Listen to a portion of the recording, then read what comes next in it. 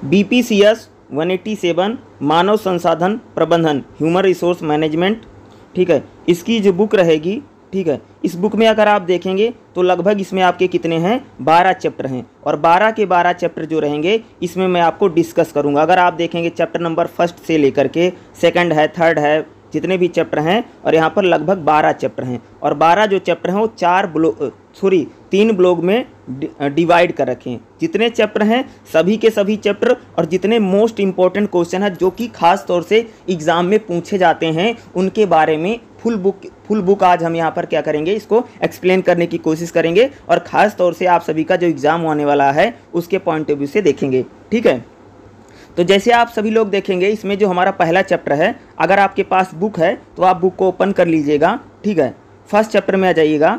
ठीक है, जैसे यहाँ पर फर्स्ट चैप्टर अगर आप देखेंगे, चैप्टर नंबर फर्स्ट क्या है, मानव संसाधन प्रबंधन यानी ह्यूमन रिसोर्स मैनेजमेंट।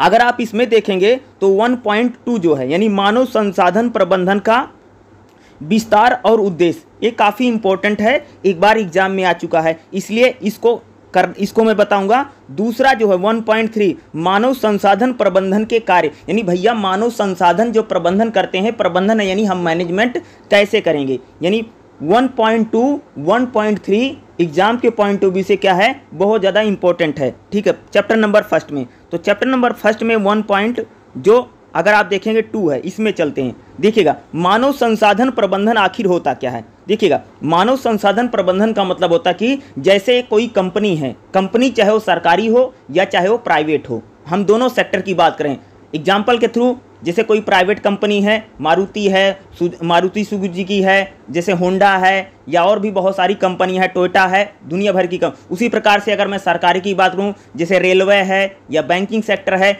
यानी जो भी हमारी कंपनी है या भी हमारा कोई रिसर्च यूनिट है या भी हमारा कोई संगठन है, उसमें जो हमारा संगठन है उसको हम कैसे मैनेज करें, उसका हम प्रबंधन कैसे करें ताकि वो अच्छी से चल सके। एग्जाम्पल के थ्रू मान लीजिए, जैसे अगर मैं एग्जाम्पल दूं, जैसे रेलवे है भैया, रेलवे में दुनिया भर के कर्मचारी भर्ती किए, रेलवे में जितने कर्मचारी हैं भैया सबका अलग अलग काम है, कोई टिकट काटता है, कोई अलाउंस करता है, रेलवे में कोई सफाई करता है, कोई स्टेशन मास्टर है, ठीक है, कोई कंप्यूटर पर बैठकर लोगों की टिकट काट रहा है, यानी इन जितने भी लोगों की भर्ती की गई है उनका हम मैनेज कैसे करें, उनका प्रबंधन कैसे करें। देखो जब हम सभी का प्रबंधन अच्छी तरीके से कर पाएंगे तब हमारी जो कंपनी होगी या रेलवे, चाहे सरकारी कंपनी हो चाहे प्राइवेट कंपनी हो, जब तक हम किसी को मैनेज नहीं कर पाएंगे तब तक अच्छे से चलेगा नहीं। एग्जाम्पल के थ्रू बताऊं, जैसे एक टीचर जाता है, क्लास में जाता है, 30 बच्चे हैं, अगर भाई मेरे अगर वो 30 बच्चों को मैनेज नहीं कर पाएगा तो क्लास में पढ़ा नहीं पाएगा।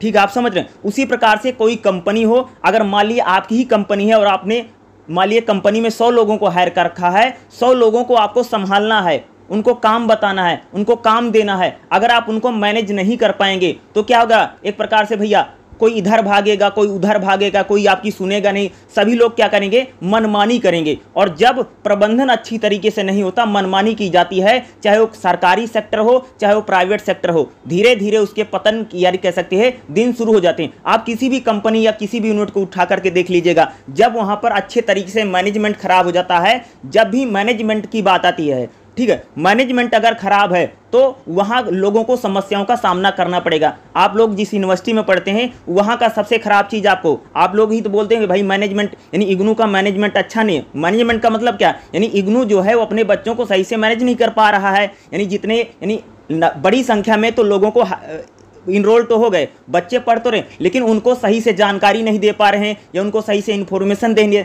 अगर हम एक इग्नू को एक कंपनी या सरकारी या संस्था के रूप में लेते हैं, अगर हम इग्नू एक सरकारी संस्था है तो वह अच्छे तरीके से बच्चों को मैनेज नहीं कर पा रही ना, अरे भैया किताब नहीं भेज पा रहे हैं, इन्फॉर्मेशन नहीं दे पा रहे हैं, पता नहीं कितने बच्चे एग्जाम फॉर्म ही नहीं भर पाते हैं, तो ये क्या है, एक प्रकार से मैनेजमेंट जो है बिल्कुल आप लोग क्या बोलते हैं, इग्नू का मैनेजमेंट क्या है, खराब है। तो मैनेज के यानी सही तरीके से इग्नू जो है, जो संस्था है वो सही तरीके से प्रबंधन नहीं कर पा रही है, क्योंकि उनमें क्या है, लाखों कमियां हैं। उसी प्रकार से जो भी हमारी चाहे सरकारी कंपनी होती है चाहे भी प्राइवेट कंपनी होती है, अगर हम उसको सही से मैनेज नहीं करें, यानी मैनेजमेंट जो है चाहे सरकारी सेक्टर हो चाहे प्राइवेट सेक्टर हो, दोनों का मैनेजमेंट यानी प्रबंधन होना बहुत जरूरी है। ठीक है, इसी को हम लोग बोलते हैं मानव संसाधन का प्रबंधन।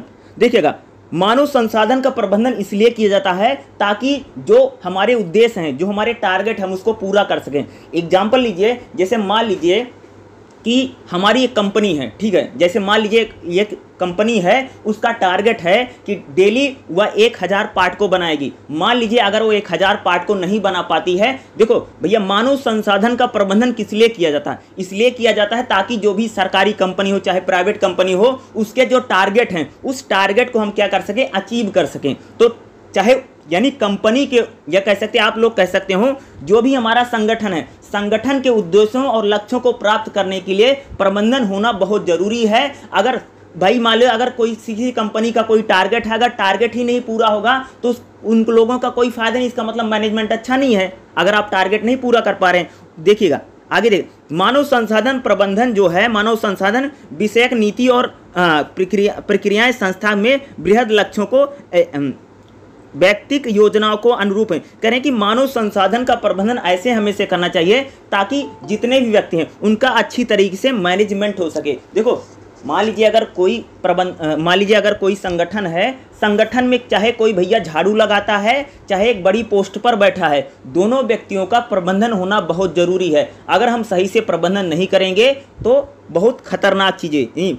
देखिए आगे हम अगर बात करें कि मानव संसाधन का जो प्रबंधन किया जाता है, इसमें प्रबंधन किसका किया जाता है, ठीक है।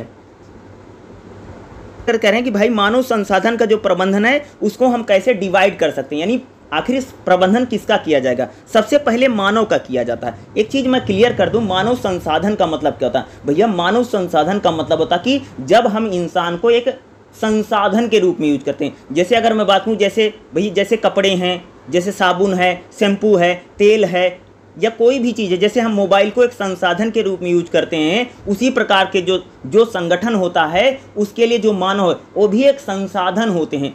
जो मान लीजिए आपने एक कंपनी लगा रखी है, कंपनी में अगर 100 लोगों की भर्ती की गई है तो भैया 100 लोग आपके लिए क्या है, संसाधन है। अगर उनका या क्या है आपके लिए बहुत इंपॉर्टेंट है लोग, ठीक है, ये आपके लिए क्या है, एक प्रकार से एसेट हैं आप कह सकते हैं, या रिसोर्स हैं। यानी मानव को एक रिसोर्स के तौर पर, जैसे मैं कह सकता हूँ जैसे एक गाड़ी है, जैसे एक बाइक है, या मान लीजिए कार है, तो कार में जिस प्रकार से पेट्रोल संसाधन है या ईंधन के रूप में हम जिसे कहते हैं, उसी प्रकार से जो मानव है वो भी संसाधन है। अगर मान लीजिए जैसे पेट्रोल है, इनका भी अगर सही तरीके से मैनेज नहीं होगा तो क्या होगा, समस्या होगी। उसी प्रकार से जो मानव है उनका भी संसाधन होना बहुत जरूरी है, ठीक है। यहाँ पर मानव क्या होता है, किसी संगठन तंत्र के उसके कर्मी होते हैं। मानव का मतलब क्या है, यानी जैसे कोई संगठन, उसमें जो काम करने वाले लोग हैं उनको हम मानव कह रहे हैं, ठीक है। संसाधन का मतलब होता है कि कोई प्रकार का जो रिसोर्स होता है, यानी हम मानव के यहाँ पर एक रिसोर्स के तौर पे बात कर रहे हैं। जैसे मान लीजिए मैं एग्जांपल लेता हूँ, जैसे मारुति है, ठीक है, मारुति सुजुकी है, तो मारुति में भैया जितने लोग काम कर रहे हैं, जितने लोग वहाँ पर नौकरी करते हैं, वो सभी लोग मारुति के लिए क्या है, रिसोर्स के तौर पर मारुति इनको यूज करती है। चाहे मारुति में कोई जाकर के जीएम के रूप में काम कर रहा है, चाहे मारुति में कोई जाकर के झाड़ू लगा रहा है, चाहे मारुति में जाकर के कोई बाथरूम साफ कर रहा है, चाहे मारुति में जाकर कोई इंजीनियर है, ठीक है, जो यानी सभी लोग क्या है, मारुति के लिए क्या है, एक प्रकार से संसाधन है, ठीक है। यानी संसाधन उसके लिए यूज होते हैं, ठीक है। प्रबंधन का मतलब होता है कि जैसे मैंने बोला जैसे मानव है, तो यानी मानव का अच्छी तरीके से उसका मैनेज करना। भैया जिसके जो कार्य हैं, किसको क्या काम करना है, किसको कितने बजे आना, कितने बजे, यानी इन सभी चीज़ों का सही तरीके से मैनेज हो, ठीक है, इसको हम बोलते हैं प्रबंधन। नियोजन का मतलब यानी मानव संसाधन का जो प्रबंधन किया जाता है, इसको योजना बना करके किया जाता है। डेली टारगेट दिए जाते हैं ना। अगर मैं बात करूं, जैसे हमारी रेलवे है, रेलवे में अगर हम संगठन की वजह से रेलवे, भैया रेलवे में भी तो योजना बनाई जाती है, कौन सी ट्रेन कितने बजे आएगी, कौन सी ट्रेन कब जाएगी, सबकी टाइमिंग है। उसी प्रकार से अगर कोई प्राइवेट कंपनी होती है तो उसका भी एक प्रकार से योजना बनती है, हर एक काम की प्लानिंग होती है। यानी मानव संसाधन का जो हम प्रबंधन करते हैं उसकी कैसे कर सकते हैं, योजना बना करके, यानी योजनाबद्ध यानी प्लानिंग करके हम उसका प्रबंधन किया जा सकता है, ठीक है। संगठन करने का मतलब यानी संगठन यानी जो ऑर्गेनाइजेशन है उसमें उसकी हम बात कर रहे हैं, यानी जो हमारा संगठन है या जो हमारा विभाग है या उसकी विभाग की स्थापना, हम उसको संगठन बोलते हैं। कर्मी नियोजन का मतलब होता है कि जो भी संगठन में जिन लोगों का चयन किया गया है या जिन लोगों को लिया गया है उनका अच्छे तरीके से नियोजन करना, यानी सभी लोग अच्छे तरीके से काम कर रहे हैं। नेतृत्व का मतलब होता है लीडरशिप। नियंत्रण का मतलब उन्हें हम किस प्रकार से कंट्रोलिंग करते हैं, कंट्रोल किया जाता है, ठीक है। उसके बाद अगर आप देखेंगे इसी में मानव संसाधन में अगर मैं बात करूं तो इसमें होता कि जो मानव संसाधन का प्रबंधन किया जाता है, इसका रीजन क्यों भैया, मानव संसाधन का प्रबंधन इसलिए किया जाता है ताकि हमारा जो संगठन है, हमारी जो कंपनी है, उसके जो उद्देश्य हैं, उन उद्देश्यों को प्राप्त करने के लिए मानव संसाधन का प्रबंधन होना बहुत जरूरी। यानी जैसे उद्देश्य मैंने बताया, जैसे भैया रेलवे का उद्देश्य है कि जो भी यात्री हैं वो सही हर आदमी सही से पहुंच जाए, सही टाइम से पहुंच जाए, ठीक है। उसी प्रकार से अगर मैंने बोला कि मारुति सुजुकी है, ठीक है, तो मारुति सुजुकी को अगर एक दिन में 5000 कारें बनानी है तो 5000 जो कारें बननी है उनका क्या एक प्रकार से उद्देश्य, उनका टारगेट है। कोई भी संगठन होता है उनका क्या होता है एक प्रकार से, यानी मानव संसाधन का प्रबंधन इसलिए किया जाता है ताकि हम अपने उद्देश्यों को क्या कर सकें, प्राप्त कर सकें, ठीक है। प्रबंधन इसलिए जरूरी है ताकि जो भी संगठन है, चाहे वो सरकारी संगठन हो या प्राइवेट संगठन हो, वो संगठन क्या कर सके, अपने उद्देश्यों को, अपने टारगेटों को हम प्राप्त करें, ठीक है। यानी उद्देश्य को, संगठन के जो उद्देश्य होते हैं, जो लक्ष्य, जैसे कोई भी लक्ष्य है उसका भैया, जैसे देखो जो लक्ष्य होते हैं 2 टाइप के होते हैं, एक तो लॉन्ग टर्म लक्ष्य होता है, एक तो बड़ा लक्ष्य है, एक तो छोटा लक्ष्य होता है। डेली लक्ष्य भी होते हैं ना, जैसे कई कंपनियों में क्या होता है कि 1 साल अगर टारगेट बना रखा है कि 1 साल हमें यहाँ तक पहुँचना है, लेकिन जो लक्ष्य होते हैं, जो उद्देश्य बहुत प्रकार के होते हैं, लेकिन जो लक्ष्य होते हैं, लक्ष्य 2 प्रकार से, ठीक है। एक तो जैसे छोटे टारगेट बना रखे हैं, एक बड़ा टारगेट है। यानी लक्ष्यों और उद्देश्यों को प्राप्त करने के लिए कह सकते हो कि मानव संसाधन का प्रबंधन होना बहुत जरूरी है, ठीक है। और जैसे उद्देश्य की बात करें, उद्देश्य कई प्रकार के होते हैं, जैसे प्रतीकात्मक उद्देश्य, व्यक्तिक उद्देश्य का मतलब होता है, जैसे तुम लोगों ने देखा होगा ना, जैसे कोई कंपनी है, कंपनी का जो मालिक आता है वो भाषण दे करके चला जाता है कि भाई हमारा उद्देश्य है कि हमारी कंपनी जो है इस साल इतने पार्ट को बनाएगी और हमारा टर्नओवर इतने करोड़ रुपए पहुंच जाना चाहिए। तो ये इस प्रकार का यानी व्यक्तिक उद्देश्य, यानी उसमें जो मालिक है वो आकर के जो बात करता है।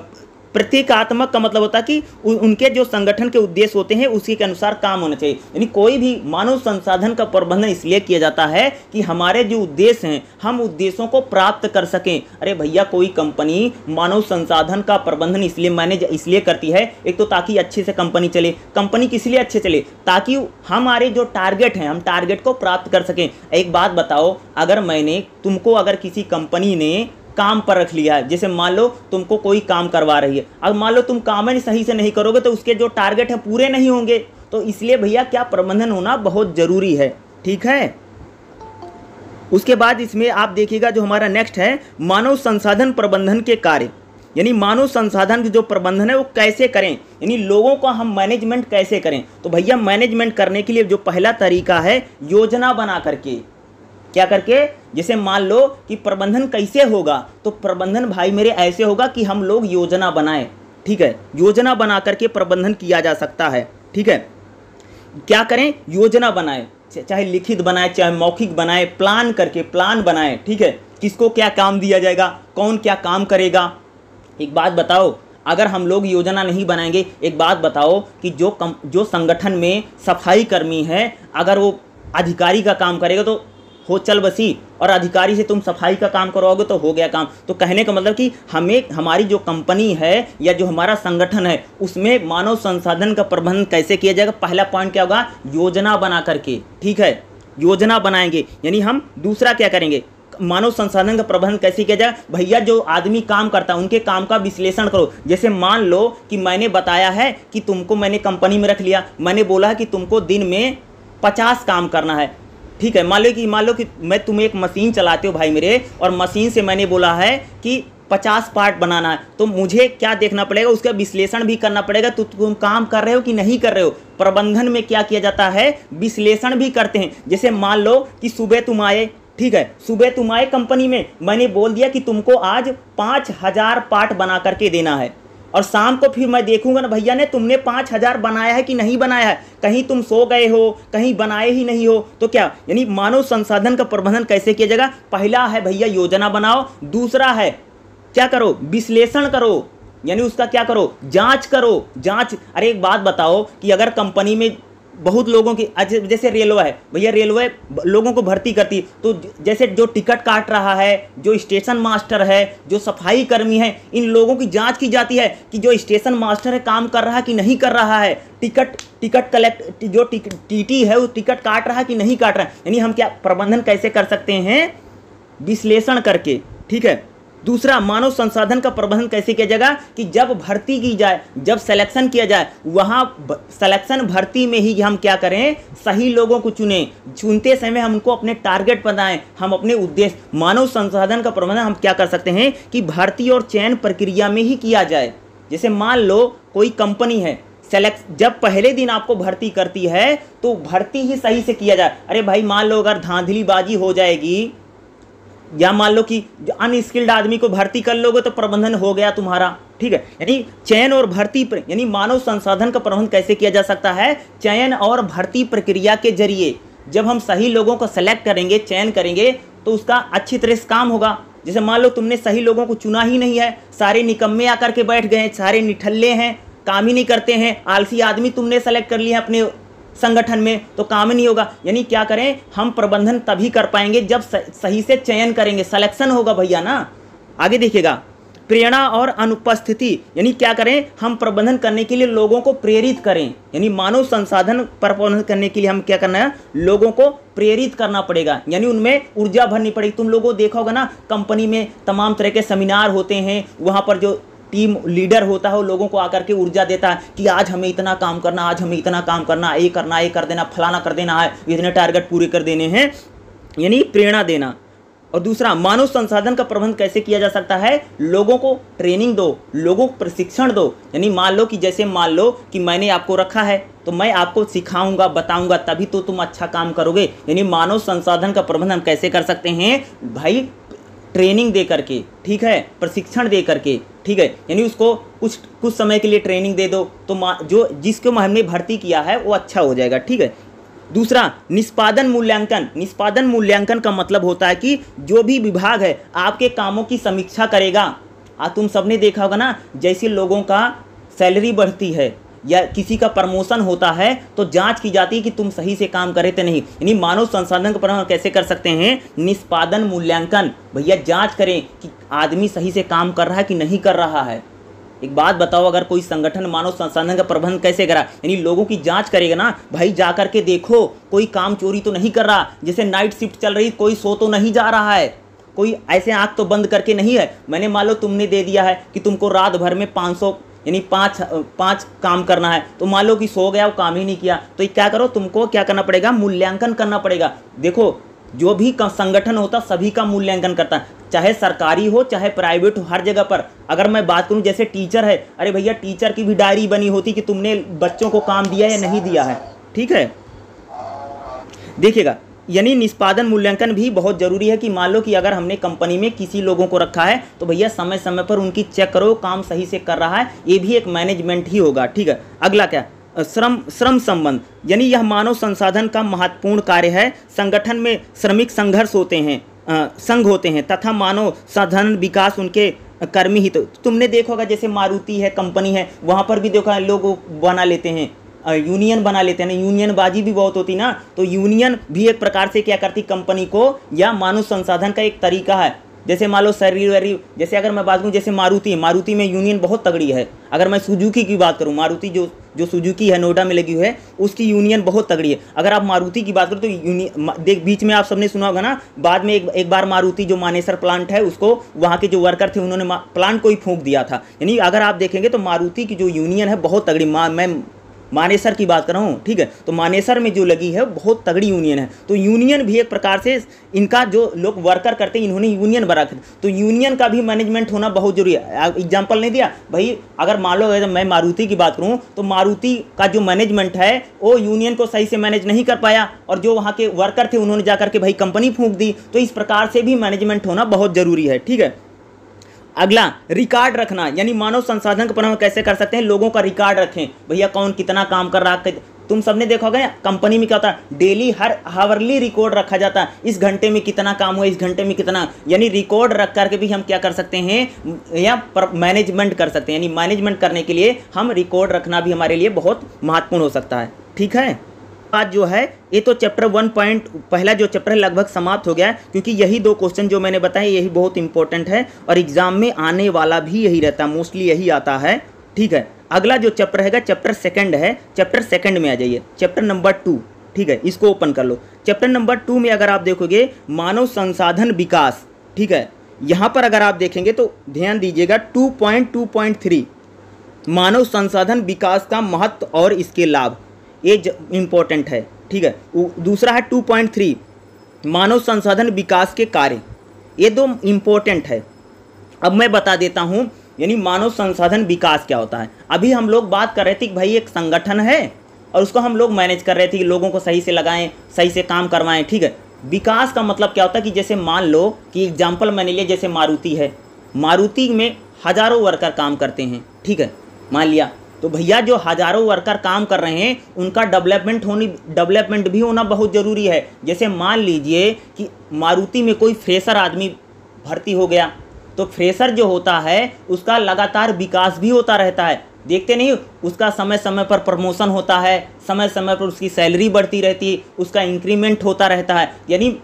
यानी कहने का मतलब जो भी संगठन है उसमें जितने भी कर्मचारी काम करते हैं उनका डेवलपमेंट भी होना बहुत ज़रूरी है। अगर उनका डेवलपमेंट नहीं होगा तो संगठन आगे कैसे बढ़ेगा। अगर मान लीजिए हमने किसी को फ्रेशर भर्ती कर लिया, ज़िंदगी पर वो फ्रेशर ही बना रहेगा तो कोई लाभ, अरे भैया बाकी लोग रिटायर हो जाएंगे, वो आगे, यानी कहने का मतलब कि जो भी हमारी एक संगठन है उसमें जितना हमारा जो यानी मानव संसाधन है उसका डेवलपमेंट भी होना बहुत ज़रूरी है। तो हमारा जो मानव है यानी जो इंसान है उसका डेवलपमेंट कैसे किया जाए, एक संगठन में मानव का डेवलपमेंट कैसे होगा, मैं ये बात कर रहा हूँ कि मान लीजिए कोई भी कंपनी है, कोई सरकारी सेक्टर है या प्राइवेट सेक्टर है, उसमें जितने भी वर्कर हैं उनका डेवलपमेंट कैसे किया जाएगा। तो ये बात बेसिकली ये की जा रही है। ठीक है, तो इसमें देखिएगा मानव संसाधन विकास का महत्व और इसके लाभ। चलिए इसका देखते हैं। ठीक है, नेक्स्ट है क्या हमारा 2.3 में देखोगे मानव संसाधन विकास के कार्य, यानी मानव संसाधन का हम विकास कैसे करेंगे। ठीक है, जैसे मान लीजिए भैया कि एक कंपनी में कोई भर्ती हो गया है तो उसका डेवलपमेंट कैसे होगा। नंबर 1 डेवलपमेंट कैसे होगा भैया, उसको ट्रेनिंग देना पड़ेगा। सिंपल सा है, मान लीजिए कि हमने किसी को ले लिया है, जैसे मान लो तुम टीचर लग गए हो, तुम रेलवे में लग गए हो, तुम मारुति में लग गए हो, तो मारुति तुमको लेगी, रेलवे तुमको लेगा, टीचर में लगोगे तो सरकार होगी या प्राइवेट कंपनी होगी तुमको क्या देगी, ट्रेनिंग देगी। यानी ट्रेनिंग दे करके हम क्या कर सकते हैं, उसका डेवलपमेंट कर सकते हैं। जैसे मान लो भैया हमने तुमको पहले दिन लिया था, तुमको कुछ नहीं आता था, लेकिन हमने तुमको महीना 2 महीना का ट्रेनिंग दे दिया है, अब तुम क्या हो गए, स्किल्ड हो गए हो। यानी हम क्या कर सकते हैं कि हमारे जो वर्कर हैं, हमारे संगठन में जो लोग हैं, अगर हम उनको ट्रेनिंग देंगे तो जो नॉन स्किल्ड लोग हैं यानी जिनमें कौशल नहीं, उनमें हम कौशल दे करके क्या कर सकते हैं, उनका विकास कर सकते हैं, उनका डेवलपमेंट कर सकते हैं। Okay, point number 1।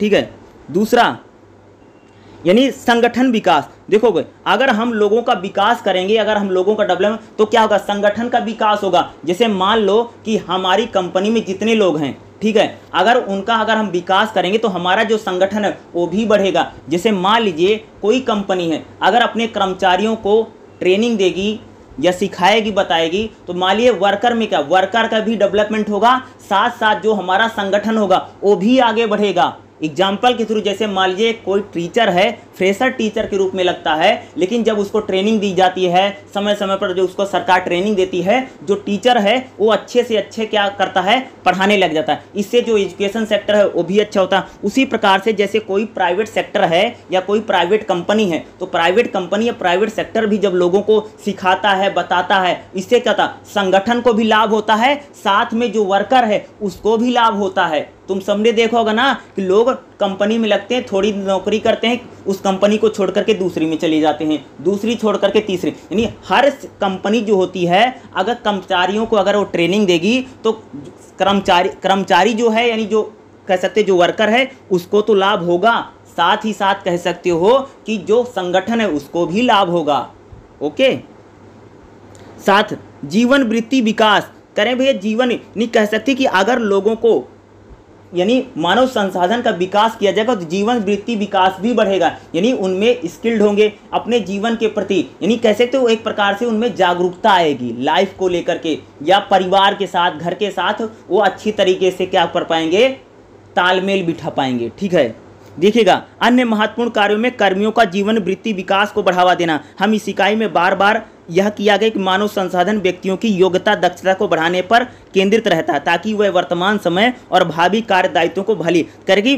मानव संसाधन का विकास इसलिए किया जाता, कह रहे हैं भैया, कि ताकि जो व्यक्ति है उसका जो काम करने का कौशल है वो गढ़े, ताकि वह जो व्यक्ति है वो आज और वर्तमान समय में ज़्यादा से ज़्यादा क्या कर सके, काम करे। देखो कोई भी कंपनी, कोई भी यूनिट है, अगर किसी को भाई बड़े भर्ती करती है, अगर किसी को लेती है तो उसका उद्देश्य यही रहता ताकि हम उसको अच्छे से अच्छे काम सिखाएं और हमारे लिए वह बेहतर से बेहतर क्या कर सके, काम कर सके। ठीक है, अगला है व्यक्तिक प्रबंधन, ऐक्तिक प्रबंधन। देखो प्रबंधन के स्तर पर किए गए निर्णय और उठाए गए वह कदम जो संगठन को बाह्य वातावरण या परिवेश के बीच तालमेल स्थापित करें, ऐक्तिक प्रबंधन कहलाते हैं। ये मुख्यतः केंद्र, ध्यान, संगठन निष्पादन में सुधार, इनमें युक्ति निवारण, क्रियान्वयन एवं नियंत्रण जैसी प्रक्रियाएं शामिल रहती है। देखो यह करें, ऐक्तिक प्रबंधन का मतलब कि जैसे मान लो कि अगर कोई कंपनी है, कोई सेक्टर है, अगर वो अपने कर्मचारियों का क्या करेगा, अगर उनको ट्रेनिंग देगा, अगर उनका विकास होगा तो कर्मचारी जो होगा वो तो कंपनी के लिए फ़ायदेमंद होगा, लेकिन वह समाज के लिए भी भाई मेरे फ़ायदेमंद होगा। यानी कह रहे हैं कि अंदर और बाहर। ठीक है, यानी जैसे मान लो कि आप कहीं पर काम करते हैं, अगर वहाँ पर आपको अच्छी चीज़ें सिखाई जाती हैं, अच्छी बातें सिखाई जाती हैं, तो एक अच्छा नागरिक बनेगा, यानी वो व्यक्ति घर में भी उसके लिए फ़ायदेमंद रहेगा और बाहर के लिए, यानी कंपनी की चार दीवारी में संगठन के लिए तो लाभदायक होगा, साथ साथ वह समाज के लिए और अन्य चीज़ों के लिए भी लाभदायक होगा। यानी करें कि अगर मानव का अगर विकास किया जाएगा, डेवलपमेंट किया जाएगा, तो वो अपने संगठन को तो फायदा पहुंचाएगा, साथ ही साथ वह देश हो या समाज हो उसके लिए भी क्या होगा, फायदेमंद होगा, दोनों के लिए फायदा पहुंचाएगा। कहने का मतलब ये है। ठीक है, उसके बाद देखेंगे मानव संसाधन विकास की व्यावसायिक भूमिका।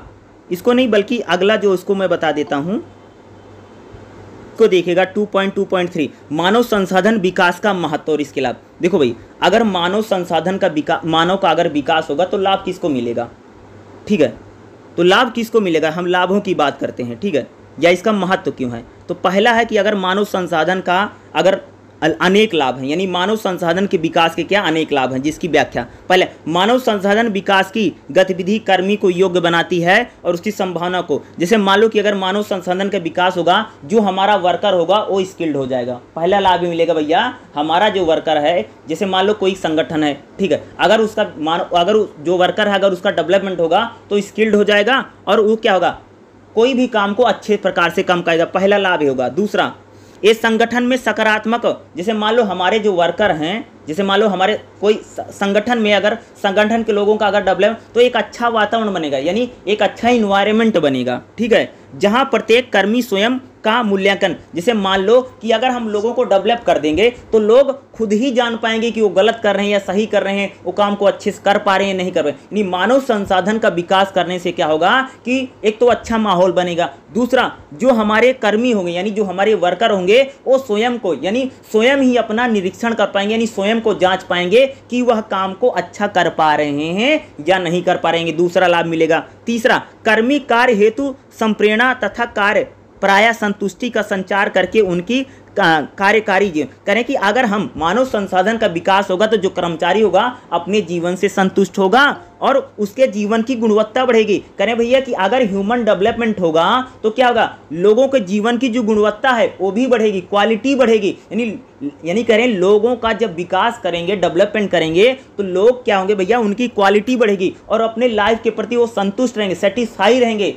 ये नहीं रहेगा कंपनी में काम करते हैं और घर पर आकर के लड़ाई कर रहे हैं, झगड़ा कर रहे हैं, मारपीटैया हो रही है। ठीक है, ऐसा नहीं करे। यानी क्या रहेगा, व्यक्ति अपने लाइफ के प्रति क्या रहेगा, संतुष्ट रहेगा, सेटिस्फाई रहेगा। अगर मानव का विकास किया जाएगा तो रहेगा भैया एक प्रकार से इसका लाभ क्या है, यानी जो वर्कर होंगे वो सेटिस्फाई रहेंगे अपने संगठन से। ठीक है, अगला, कर्मियों में परिवर्तन को, यानी जो कर्मी होंगे, जैसे मान लो कंपनी, अगर कंपनी को लोगों का अगर डेवलपमेंट होगा, मानव का डेवलपमेंट होगा, तो कंपनी में या संगठन में किसी प्रकार का अगर बदलाव होता है तो उसको जल्दी से वो एक्सेप्ट कर लेगा। यानी यानी उसमें स्वीकृति की भावना बढ़ेगी। जैसे मान लो कोई बदलाव होता है, कोई चेंज होता है, तो बदलाव और चेंज को जल्दी से जल्दी धारण कर पाएगा, एक्सेप्ट कर लेगा। ठीक है, देखो कर्मियों को परस्पर विश्वास, सम्मान और एक टीम के सदस्य, जैसे मान लो कि अगर हम मानव संसाधन का विकास करेंगे तो लोग मिलजुल करके काम करेंगे, आपस में उनमें एकता भी बनी रहेगी।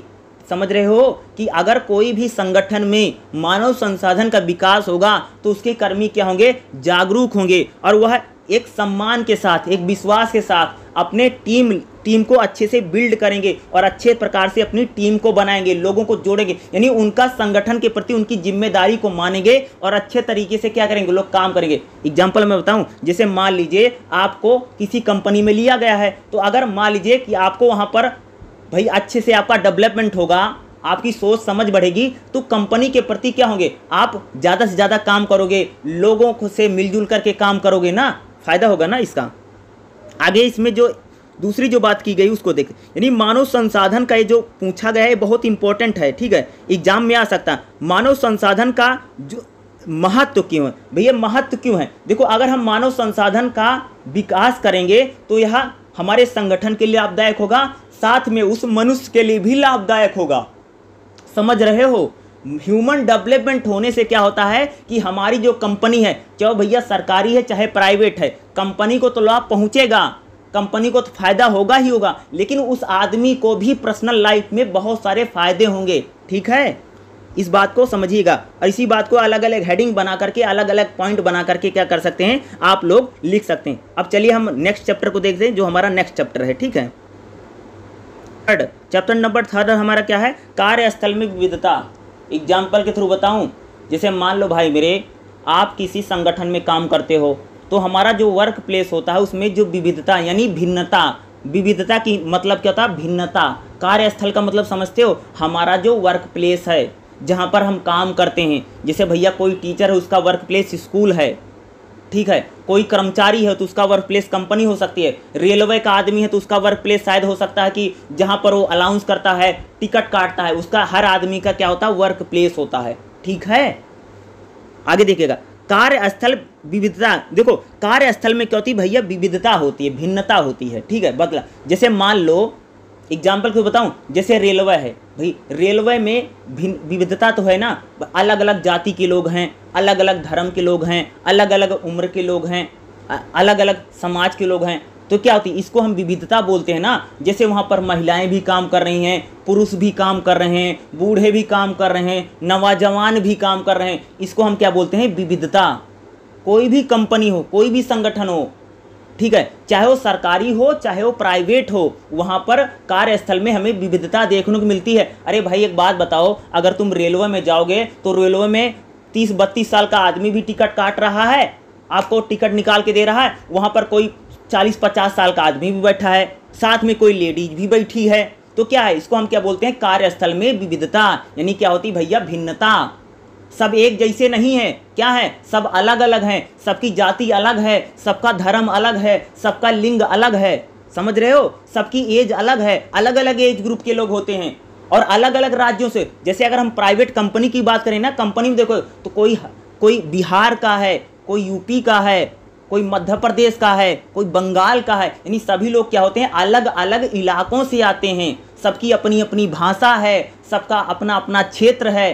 ठीक है, सबका अलग अलग काम करने का स्टाइल है, सबका अलग रंग रूप है, सबकी जाति है, ये क्या है, इसी को हम बोलते हैं भिन्नता। भिन्नता मतलब यानी लोग सब डिफरेंट हैं, एक जैसे नहीं हैं। ठीक है, एक सांचे में नहीं ढले हैं। ठीक है, कंपनी के प्रोडक्ट थोड़ी है कि एक जैसे रहेंगे। तो यह क्या होती, कार्यस्थल में भिन्नता। और कार्यस्थल में जो भिन्नता होती है या फायदेमंद होती है, और कई बार नहीं भी फायदेमंद होती है। समझ रहे हो, इसी को बोलते कार्यस्थल में विविधता यानी भिन्नता। देखो यहाँ पर कार्यस्थल में जो भिन्नता, उसमें जेंडर को लेकर के काफ़ी बातें की गई हैं। एग्जाम्पल के थ्रू बताऊं, जैसे मान लो अगर कोई कंपनी है या कोई रिसर्च यूनिट है, कोई संगठन है, तो वहाँ पर अगर हम लोग बात करेंगे तो हमें क्या देखने को मिलता है कि जैसे आप देखेंगे जो कि कोई कंपनी है, कोई रिसर्च यूनिट है, जैसे मान लो कोई भाई महिला काम कर रही है, कोई पुरुष काम कर रहा है, तो एक क्या है, डिफरेंट है ना, जेंडर को लेकर के ना भाई, एक लेडीज है एक मेल है, तो वहाँ पर जेंडर को लेकर के जो मुद्दे सामने आते हैं, जैसे तुम सबने देखा होगा ना कि महिलाओं के साथ अगर वहाँ पर कोई छेड़छाड़ कर रहा है, ठीक है, या कोई इसको परेशान कर रहा है, या कोई उसको अपशब्द बोल रहा है, या कोई इसको अश्लील फिल्म दिखाना, गलत बातें बोलना, या अलग तरह से टच करना, इसमें हम क्या बोलते हैं, जेंडर संबंधी मुद्दे ये भी आते हैं, आप समझे। या उसका कोई यौन उत्पीड़न कर रहा है, यानी क्या होती, जब इनका लाइक देते हैं, क्या होती है एक प्रकार की जेंडर संबंधी मुद्दे। मूलतः हम जेंडर संबंधी जो मुद्दों की बात करें, जैसे मान लो कि कोई कंपनी है, तो वहाँ पर आप लोग देखते हो ना हरेसमेंट सेल बनी होती हर जगह पर। जैसे अगर आप देखोगे ना, जैसे कोई प्राइवेट कंपनी, जैसे मैं मारुति की बात करूं, मैं मारुति सुजुकी की बात करूं, जैसे कोई भी कंपनी हो, चाहे अगर मारुति लोगो मान लो, या होंडा की अगर आप बात करेंगे, या रिलायंस की बात करो, जितने हमारे सरकारी सेक्टर हैं वहाँ पर भी एक हरेसमेंट सेल बनती है, खास तौर से जो महिलाओं के साथ होता है, ठीक है। अरे भैया जैसे रेलवे में कोई महिला काम कर रही है, या मारुति में, चाहे प्राइवेट कंपनी में कर रही चाहे सरकारी, तो वहाँ पर आप लोग देखते होंगे ना भाई, जो महिलाएं उनके साथ उनको कोई छेड़ दे रहा है, या कोई गलत काम कर दे रहा है, या इस प्रकार के जो कृत होते हैं, उनके लिए एक बाकायदा सेल भी मिलती है। तो यानी कहने का मतलब कि ये जो कार्यस्थल में भिन्नता होती है, इसमें जेंडर को लेकर के एक बड़ी बात होती है, क्योंकि भैया महिलाएं भी काम कर रही हैं, पुरुष भी काम कर रहे हैं, सभी तो एक जैसे हैं नहीं ना, कोई छेड़ रहा है, कोई बातें कस रहा है, ठीक है। तो इस प्रकार की जो बातें होती है यहाँ पर हम एक बोलिए चीज़ें होती है, उसको हम क्या बोलते हैं, जेंडर संबंधी मुद्दे, ठीक है। जेंडर संबंधी मुद्दे में क्या होता है, अगर आप देख, जैसे जेंडर भेदभाव भी होता है। जैसे मान लो भाई कोई कंपनी, कोई रिसर्च यूनिट है, महिला और पुरुष के आधार पर, जेंडर के आधार पर अगर उनमें भेदभाव होता, भाई ये काम ज़्यादा करवा रहे हैं, या सैलरी कम दे रहे हैं, या आने जाने के टाइम कोई दिक्कत हो रही है, इसको बोलते हैं भेदभाव। यानी जब किसी प्रकार का वहाँ पर भेदभाव होता है, ठीक है। भेदभाव का मतलब होता है कि महिला है तो उसके साथ कुछ अलग नियम है, पुरुष है तो उसके अलग नियम है, महिला की सैलरी कम है, पुरुष है, इसको हम बोलते हैं भेदभाव, ठीक है। लिंग रूढ़िवादिता, लिंग रूढ़िवादिता का मतलब लिंग के आधार पर जब वहाँ पर कोई रूढ़िवादिता, यानी कोई पुरानी सोच है, या भैया काम नहीं करने दे रहे हैं, वहाँ पर कहीं आने जाने नहीं दे रहे हैं, या किसी प्रकार का प्रतिबंध लगना, इसको बोलते हैं। यौन उत्पीड़न का मतलब मोस्टली हरेसमेंट को, यानी सेक्सुअल हरेसमेंट के जो मामले आते हैं, ठीक है। यानी अगर हिंदी बोले तो यौन उत्पीड़न के जो मामले, अगर आप देखेंगे ना, अभी जो कुश्ती महिला पहलवानों का मामला आया था ना, तो ये पूरा क्या है, हरेसमेंट का ही मामला है। तो देखो, कोई भी प्राइवेट सेक्टर हो, चाहे कोई गवर्नमेंट सेक्टर हो, यहाँ पर जो यौन उत्पीड़न हो रहे हैं, खास तौर से महिलाओं के मामले में, चाहे उनके किसी प्रकार का भी यौन उत्पीड़न, तो ये सारा उसी में जेंडर संबंधी मुद्दे में काउंट किया जाएगा, ठीक है। ये थोड़ा इंपॉर्टेंट रहेगा, ठीक है। जेंडर संबंधी मुद्दे वाला जो है, इसको जरूर करके जाना। और कार्यस्थल में विविधता यानी भिन्नता, भिन्नता का मतलब होता है, भिन्नता का लाभ भी बहुत ज़्यादा होता है। एग्जाम्पल के थ्रू बताऊं, जैसे आप सबकी बताऊं, जैसे भाई, जैसे बहुत सारी कंपनियां होती हैं ना, लोकल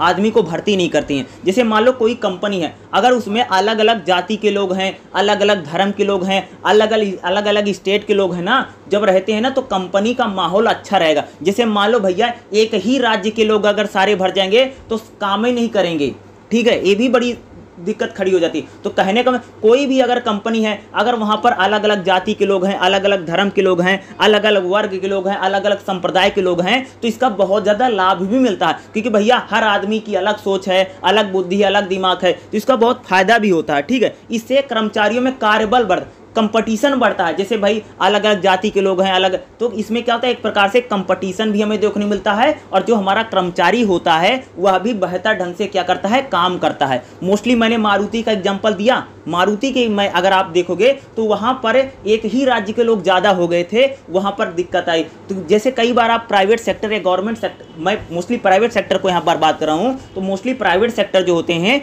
वह वहाँ पर मूलतः इस बात को देखते रहते हैं कि एक ही राज्य के आदमी ज़्यादा ना हो जाएं, या एक ही जिले के लोग हावी ना हो जाएं। देखा होगा ना, मोस्टली जो प्राइवेट सेक्टर होता है वो कोशिश यही करता है कि एक ही जिले के लोग, जैसे मान लो कि एक ही जिले के लोग, भैया कंपनी में 100 लोग हैं और 100 लोग एक ही जिले से आ गए हैं, तो वहाँ पर कंपनी में कोई समस्या होगी, सभी लोग एकजुट हो जाएंगे, काम ही नहीं करेंगे, स्ट्राइक मार देंगे। उसी प्रकार से होता है ना। तो उसी प्रकार से अगर कोई प्राइवेट कंपनी होती है तो भी सोचती है कि एक ही राज्य के लोग मेरी कंपनी में ना रहें, अगर ऐसे होंगे ना तो क्या होगी, बड़ी सारी दिक्कतें होती हैं। तो इसके फायदे भी होते हैं, इसके लाभ भी होते हैं। कार्यस्थल अगर विविधतापूर्ण, यानी इसको जैसे अगर हम कार्यस्थल को विविधतापूर्ण रखेंगे तो इसका बहुत सारा फायदा होता है, ठीक है, बहुत सारे लाभ भी होते हैं। और इस मूलतः अगर मैं बात करूँ 3.2 जो है और 3.3 है, दोनों इंपॉर्टेंट है, ठीक है, इसको करके जरूर जाना। और जेंडर वाला तो बहुत सारे सब्जेक्ट में मैं पढ़ा चुका हूँ। जेंडर की मूलतः बात कर रहा कि जो छींटाकशी हो रही है, जो छेड़खानी हो रही है, या वहाँ पर जो यौन उत्पीड़न हो रहा है, उसके लेकर के मूलतः यहाँ पर बात की जा रही है, ठीक है। यौन उत्पीड़न तो देखिएगा तीसरे चैप्टर जो आपका रहेगा, तो यही तीसरे चैप्टर में मोस्टली इंपॉर्टेंट है। 3.2 3.3 जो मैंने बताया है, इसी को आपको करके जाना है, ठीक है। उसके बाद जो हमारा चैप्टर रहेगा वो हमारा नेक्स्ट चैप्टर है, ठीक है। नेक्स्ट चैप्टर जो अगर आप देखेंगे चैप्टर नंबर 4, चैप्टर नंबर 4 को आप ओपन कर लीजिए, उसमें हम बात करते हैं चैप्टर नंबर 4 की, ठीक है। चैप्टर नंबर 4 में आइएगा, उसमें देखिएगा, ठीक है, मैं ओपन करता हूँ, तब तक आप भी देखिएगा। चैप्टर नंबर 4 आ गया। चैप्टर नंबर 4 हमारा क्या है, समसामयिक मुद्दे और चुनौतियाँ, ठीक है। इसमें मोस्टली हम बात करेंगे CRCS की, ठीक है। CRCS अगर मैं बताऊं शॉर्ट लैंग्वेज अगर हूँ, आखिर CRCS होता क्या, कोऑपरेटिव सामाजिक दायित्व।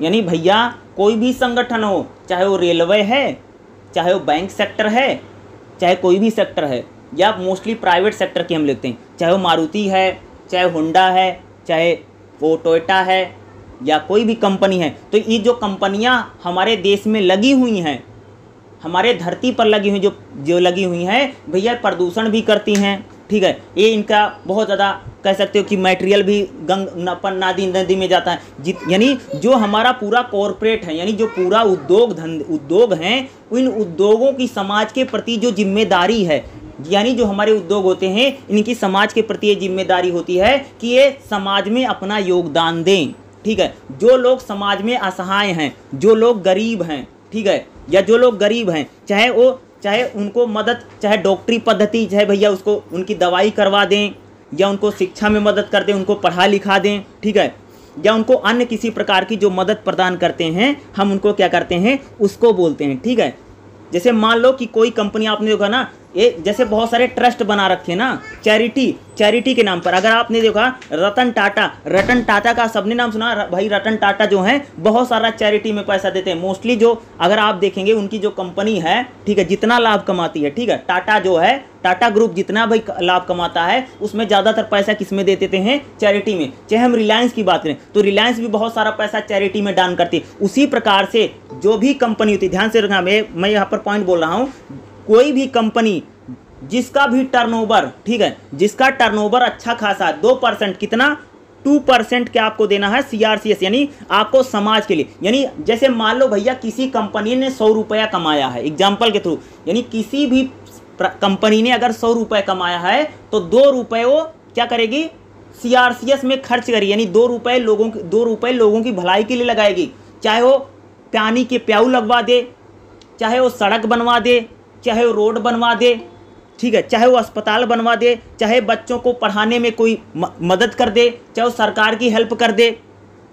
इस प्रकार की, इसी को हम क्या बोलते हैं, CRCS, यानी कॉरपोरेटिव सोशल रिस्पॉन्सिबिलिटी। यानी जो हमारी कंपनियां हैं, यानी जो हमारा कॉरपोरेट है, इसका भी समाज के प्रति दायित्व बनता है कि ये जो मुनाफा कमा रहे हैं, जो भाई मुनाफा कमा रहे हैं, ये भी समाज में कुछ भलाई के कार्य करें। जिस प्रकार से हमारी सरकारें लोगों की भलाई के लिए कार्य करती हैं, उसी प्रकार से जो हमारा प्राइवेट सेक्टर है उसका, यानी जो कॉरपोरेट है, उसकी भी एक जिम्मेदारी बनती है कि वो भी समाज के लिए कुछ पैसे दान करे, वो भी ला जाकर लोगों की मदद करे। देखा होगा ना, जैसे अगर मैं रिलायंस की बात करूं तो बच्चों को पढ़ाने के लिए बहुत सारा पैसा देती रहती हैं। कई बार जो बड़ी बड़ी कंपनियां होती हैं, जैसे बड़ी कंपनी है तो क्या कर देती हैं, वो पानी के प्याऊ लगवा देती हैं, सड़क बनवा। अगर आप मानेसर में जाओगे, अगर आप मानेसर में एंटर करोगे तो मारुति ने बहुत सारे काम करवा रखे हैं, ठीक है। उसी प्रकार से जहाँ से मैं आता हूँ रोहतक से, अगर यहाँ पर देखोगे, यहाँ पर भी मारुति का प्लांट लगा, तो मारुति का प्लांट जिस गांव में लगा है, उस गांव में जो भी सड़क बनी है, जो भी नाली बनती है, जो भी वहाँ काम होता, सारा काम वो कंपनी करवाती है। यानी कंपनी का भी क्या होता, समाज के प्रति एक जो दायित्व है, उस दायित्व को जो कंपनियां निभाती हैं, उसी को हम बोलते हैं कोऑपरेटिव सोशल रिस्पॉन्सिबिलिटी, यानी उनका एक प्रकार से समाज के प्रति जो दायित्व होता है, ठीक है। ये बहुत इंपॉर्टेंट है, ये आने की संभावना ज़्यादा है, मोस्टली अभी आया नहीं है, ठीक है। दूसरा है वैश्वीकरण, ठीक है। कोई भी कंपनी लेंगे तो प्रदूषण भी करती है, धुआं भी फेंकती है, ठीक है। पेड़ों को, लोगों की खेत लेकर के, लोगों की ज़मीनें लेकर के कंपनी बनती है, ठीक है। तो कंपनी की भाई एक समाज में दायित्व बनता है, समाज के प्रति उसकी जिम्मेदारी बनती है कि जो लोग गरीब हैं, जो लोग असहाय हैं या जो लोग विकलांग हैं, उनकी भी कंपनियां क्या करें, मदद करें। इसलिए सरकार का योजना, सरकार की तरफ से रहता है कि जो भी प्राइवेट सेक्टर है, अगर जितना मुनाफा कमाता उसका कम से कम 2% लोगों की भलाई के लिए क्या करे, वह पैसा खर्च करेगा, ठीक है। के बाद जो नेक्स्ट हमारा वैश्वीकरण, वैश्वीकरण की अगर आप बात करेंगे तो इसका बहुत इंपॉर्टेंट है। वैश्वीकरण अगर आप देखेंगे तो वैश्वीकरण मूलतः अगर आप देखेंगे तो इसका प्रभाव बहुत ज़्यादा है। अगर आप कंपनी के सेक्टर, भाई जब से वैश्वीकरण हुआ है तब से अगर आप देखेंगे जो संगठन है, कोई भी संगठन है, आपने कहा जो कंपनियां हैं, आज अगर आप देखोगे बहुत सारी कंपनियां, जैसे जापान की कंपनी है, जैसे चीन की कंपनी है, कंपनियाँ इंडिया में लग रही हैं। आप देखोगा वैश्वीकरण होने से बहुत ज़्यादा अगर आप देखते हैं तो बहुत ज़्यादा लोग आकर के क्या करते हैं, यहाँ पर निवेश कर रहे हैं, ठीक है। अभी आपने देखा होगा ना, उसका एप्पल का वो मुंबई में क्या खड़ा शोरूम खुल गया ना, स्टोर खुल गया ना एप्पल का, ठीक है। तो इसको हम क्या वैश्वीकरण के रूप में ही देख सकते हैं। तो वैश्वीकरण वाला जो है, इसकी परिभाषा ये थोड़ा इंपॉर्टेंट हो सकता है। वैश्वीकरण एक बार वैसे आ चुका है वैश्वीकरण को लेकर, तो ये थोड़ा इंपॉर्टेंट रहेगा, इसको जरूर देख करके जाइएगा। वैश्वीकरण वाला जो पार्ट है, वैश्वीकरण वैसे तो बहुत सारे पॉलिटिकल साइंस में मोस्टली पढ़ाया जाता है, और भी कई सारे चैप्टर में वैश्वीकरण वाला तो बहुत जगह मोस्टली पॉलिटिकल साइंस हो गया, और भी कई सारे सब्जेक्ट हैं, इसको पढ़ाया जाता है। तो मुझे लगता है ये आपके लिए आसान होगा, इसको जरूर एक बार रीड कर लीजिएगा। वैश्वीकरण का मतलब कि कहने का मतलब कि जब कोई देश अपनी अर्थव्यवस्था को विश्व की अर्थव्यवस्था से जोड़ देता है, तब उसको क्या बोलते हैं, वैश्वीकरण बोलते हैं। नहीं, वैश्वीकरण क्या होता है, एक प्रकार से आर्थिक वैश्वीकरण हम लोग यहाँ पर बात करें। जैसे तुम लोग देखोगा कि आज बहुत सारा चीन का सामान हमारे देश में बिक रहा है, हमारे देश का बहुत सारा सामान दूसरे देश में जाकर के बिकता है। नहीं, क्या मार्केट को खोल देना, यानी मार्केट जब, जैसे इंडिया है, इंडिया ने भैया मार्केट पूरी दुनिया के लिए खोल रखी है। पूरी दुनिया में अगर आप देखोगे तो वैश्वीकरण हो गया, कोई एक देश दूसरे देश में, दूसरा देश तीसरे देश में, तीसरा चौथे देश में क्या करता है, व्यापार का आवागमन, यानी बिना बाधा के आवागमन हर एक देश में होता है। आप लोग देखो ना, जैसे देखो चीन कितना सारा सामान हमारे देश में बेचता है, उसी प्रकार से हमारा देश जो है बहुत सारे मसाले या दुनिया भर की चीज़ें दूसरे देशों में भी क्या करता है, भेजता रहता है, ठीक है। थोड़ा इंपॉर्टेंट रहेगा, इसको जरूर देख लीजिएगा, ठीक है। नेक्स्ट चैप्टर क्या है, कार्य विश्लेषण, ठीक है। कार्य विश्लेषण का आखिर मतलब क्या है, देखो भैया, अगर मान लीजिए कोई अगर आदमी काम करता है तो उसके काम का हम विश्लेषण कैसे कर सकते हैं, ठीक है। काम का विश्लेषण, कार्य विश्लेषण, इसमें जो अगर आप इंपॉर्टेंट देखेंगे तो कार्य विश्लेषण का उपयोग और कार्य विश्लेषण को एकत्र करने की जानकारियाँ, ये थोड़ा इंपॉर्टेंट हो सकता है, ठीक है। तो अगर 5.3 5.4 को देखते हैं तो चलिएगा 5.3 में आ जाओ, ठीक है। बुक ओपन कर लेना, जितने भी है वो 5.3 देखो। कार्य विश्लेषण कैसे किया, यानी कार्य विश्लेषण यानी कर्मचारी का जब भैया चयन किया जाए तो उसको अच्छे तरीके से विश्लेषण करना। जैसे मान लो कि हम लोग किसी को सेलेक्ट कर रहे हैं, ठीक है, तो भैया उसको अच्छी तरीके से जांच लें, कितना पढ़ा है, कितना लिखा है, उसको क्या आता है, क्या जाता है, इसको जानना बहुत ज़रूरी है। यानी कार्य का विश्लेषण करना, यानी उसको क्या काम आता है, वो स्किल्ड है या स्किल्ड नहीं है, कहीं झूठी तो बातें नहीं बता रहा। यानी कह सकते हो जब किसी कार्य के लिए वांछित कर्तव्यों और दायित्वों के विषय में स्पष्टता नहीं होती है तो ज्ञान नहीं हो इन कार्यों को करने के लिए किन कौशल, जैसे मान लो कोई कंपनी है, ठीक है, अगर अपने कर्मचारी को सेलेक्ट कर रही है, ठीक है, तो उसको ये देखना पड़ेगा कि हमें किस प्रकार के लोगों को ज़रूरत है। जैसे मान लो भैया कि अगर किसी को अपने कंपनी में इंजीनियर की भर्ती करनी है तो उसको ये जानना बहुत ज़रूरी है कि हमको इंजीनियर की भर्ती करनी है। ये थोड़ी है कि 10वीं पास जा करके तुमने भर्ती करी है। कार्य विश्लेषण का मतलब है यानी कर्मचारियों को जब चयन किया जाए, जो भी लोग सेलेक्ट हो रहे हैं, ठीक है, यानी जो सिलेक्शन पूरा प्रोसेस है उसमें सही तरीके से हमें क्या करना है, किन कौशल यानी स्किल्ड, कौन सा स्किल चाहिए, वो स्किल की जानकारी बहुत क्लियर होनी चाहिए, तभी तो हम काम का विश्लेषण कर पाएंगे। यानी हमें किन लोगों की ज़रूरत है, कौन से आदमी चाहिए, इसके लिए काम का विश्लेषण। यानी भाई मान लीजिए कितने दक्षता होनी चाहिए, कौशल, वो कौशल मान लीजिए जब सिलेक्शन कर रहे हैं तो सिलेक्शन बिल्कुल क्लियर होना चाहिए कि हमें कितने पढ़े लिखे लोग चाहिए, हमें एक्सपीरियंस वाला आदमी चाहिए, हमें एक्सपीरियंस वाला आदमी नहीं चाहिए, तो ये भी बहुत ज़रूरी है, ठीक है। अगला प्रशिक्षण और विकास। कार्य विश्लेषण समय मानव संसाधन प्रबंधन के, यानी जो कार्य विश्लेषण मानव संसाधन के लिए बहुत उपयोगी है, क्योंकि यह कर्मचारियों को समझा देता है कि कार्य के लिए क्या अनुभव या आवश्यक है। यानी देखो जब कार्य विश्लेषण किया जाता है इससे क्या कर्मचारी को पता चल जाता है कि कर्मचारी को पता भैया चलेगा कि उसको क्या कौशल होना चाहिए, क्या स्किल्ड होना चाहिए। कार्य विश्लेषण जब किया जाता है तो जो वर्कर है, जो कर्मचारी है, इसको पता चल जाएगा मेरे में क्या स्किल होनी चाहिए, या जो मुझे लिया जाएगा या मेरा जो सिलेक्शन किया जाएगा। ठीक है, यानी क्या है, प्रशिक्षण और विकास। ठीक है, जब हम लोगों को प्रशिक्षण करेंगे, विकास करेंगे, यानी जब हम लोगों को ट्रेनिंग देंगे तो इससे क्या, जो हमारा कर्मचारी होगा उसमें आवश्यक कौशल आ जाएगा। जैसे मान लीजिए हमने किसी को ले रखा है, सेलेक्ट कर रखा है, तो भाई जिन लोगों का सिलेक्शन हुआ है, हमने सेलेक्ट कर लिया, तो जिन लोगों का सिलेक्शन हो गया तो उनमें अगर हम उनको ट्रेनिंग देंगे, प्रशिक्षण देंगे तो क्या होगा, उनमें काम करने का जो आवश्यक कौशल है, जो स्किल्ड है, वो स्किल आ जाएगी। ठीक है, कार्य की ज़रूरत के हिसाब से क्षमता निर्माण कार्यक्रम कौशल उन्नति नियोजन करता है। यानी मान लीजिए काम की ज़रूरत क्या है, देखो कोई भी कंपनी हो, कोई भी संगठन हो ना, वो अपने कर्मचारियों को ना कितनी ज़रूरत है उसी के हिसाब से उनको ट्रेनिंग देगी भैया, कार्य का विश्लेषण करेगी भैया, उनको कितनी, जैसे मान लो जितनी ज़रूरत है उतना क्या करती है, उसको ट्रेनिंग दी जाती है। ठीक है, कार्य विवरण, देखो क्या, कार्य विश्लेषण की एक लिखित, जो कार्य विवरण क्या, नहीं जैसे हमें किसी का विश्लेषण करना है तो उसके हम काम का विवरण ले सकते हैं, जैसे लिखित दस्तावेज। जैसे मान लो कि तुमको मैंने क्वेश्चन दिया था कि तुम एक काम करो, जा करके 10 क्वेश्चन लिख करके लाना। अब काम तुम 10 क्वेश्चन लिखे हो नहीं लिखे हो तो मैं तुमसे मांगूंगा कि भैया एक बार अपनी बुक ला करके देना, मुझे दिखाना कि जो मैंने तुमको बोला था 10 क्वेश्चन लिखने के लिए, तुम 10 क्वेश्चन लिख करके लाए हो नहीं लाए हो। यानी हम कार्य विश्लेषण कैसे कर सकते हैं, विवरण मांग करके। मैं आपको मांगू ना कि जैसे मान लो कि तुमने किसी को बोला था कि तुमको ये काम करना है, तो तुम उससे फाइल मांग सकते। कार्य विवरण का मतलब होता है कि हम फाइल मांग करके चेक करेंगे कि काम हो रहा है कि नहीं। जैसे मान लो कि एक पुल बन रहा है, ठीक है भैया, पुल कितना बना है, कैसा बना है, कितना काम हुआ है, तो जो अधिकारी होता मांगता है नीचे लेवल से ना कि भैया फलाने फाइल भेजना, तो फाइल से पता चलेगा कि काम कितना हो रहा, कितना काम नहीं हो रहा। यानी हम कार्य विवरण के जरिए, ठीक है, कार्य का वर्गीकरण करके, यानी हम काम को अलग अलग बांट करके क्या कर सकते हैं, कार्य यानी कार्य का विश्लेषण कर सकते हैं। जैसे मान लो कि हमारा कोई काम है, ठीक है, हमारा मान लीजिए हमारा कोई एक, ठीक है, काम है, जब हम उसका कार्य को बांट दें, कार्य का वर्गीकरण का मतलब बंटवारा। ठीक है, कार्य विश्लेषण मानव संसाधन प्रबंधन के उपवर्गों में बांटने में सहायक होता है। यह विभाजन कर्तव्य दायित्वों को समानता के आधार पर करता है। जैसे मान लो भैया कोई हमारा काम है, तो काम में जैसे मान लो एक काम करना है, तो उसमें 4 लोग हैं, तो चारों लोगों को बताना पड़ेगा तुमको ये काम करना है, तुमको ये काम करना है, तुमको ये काम करना। इन लोगों को जब हम काम को बांट देंगे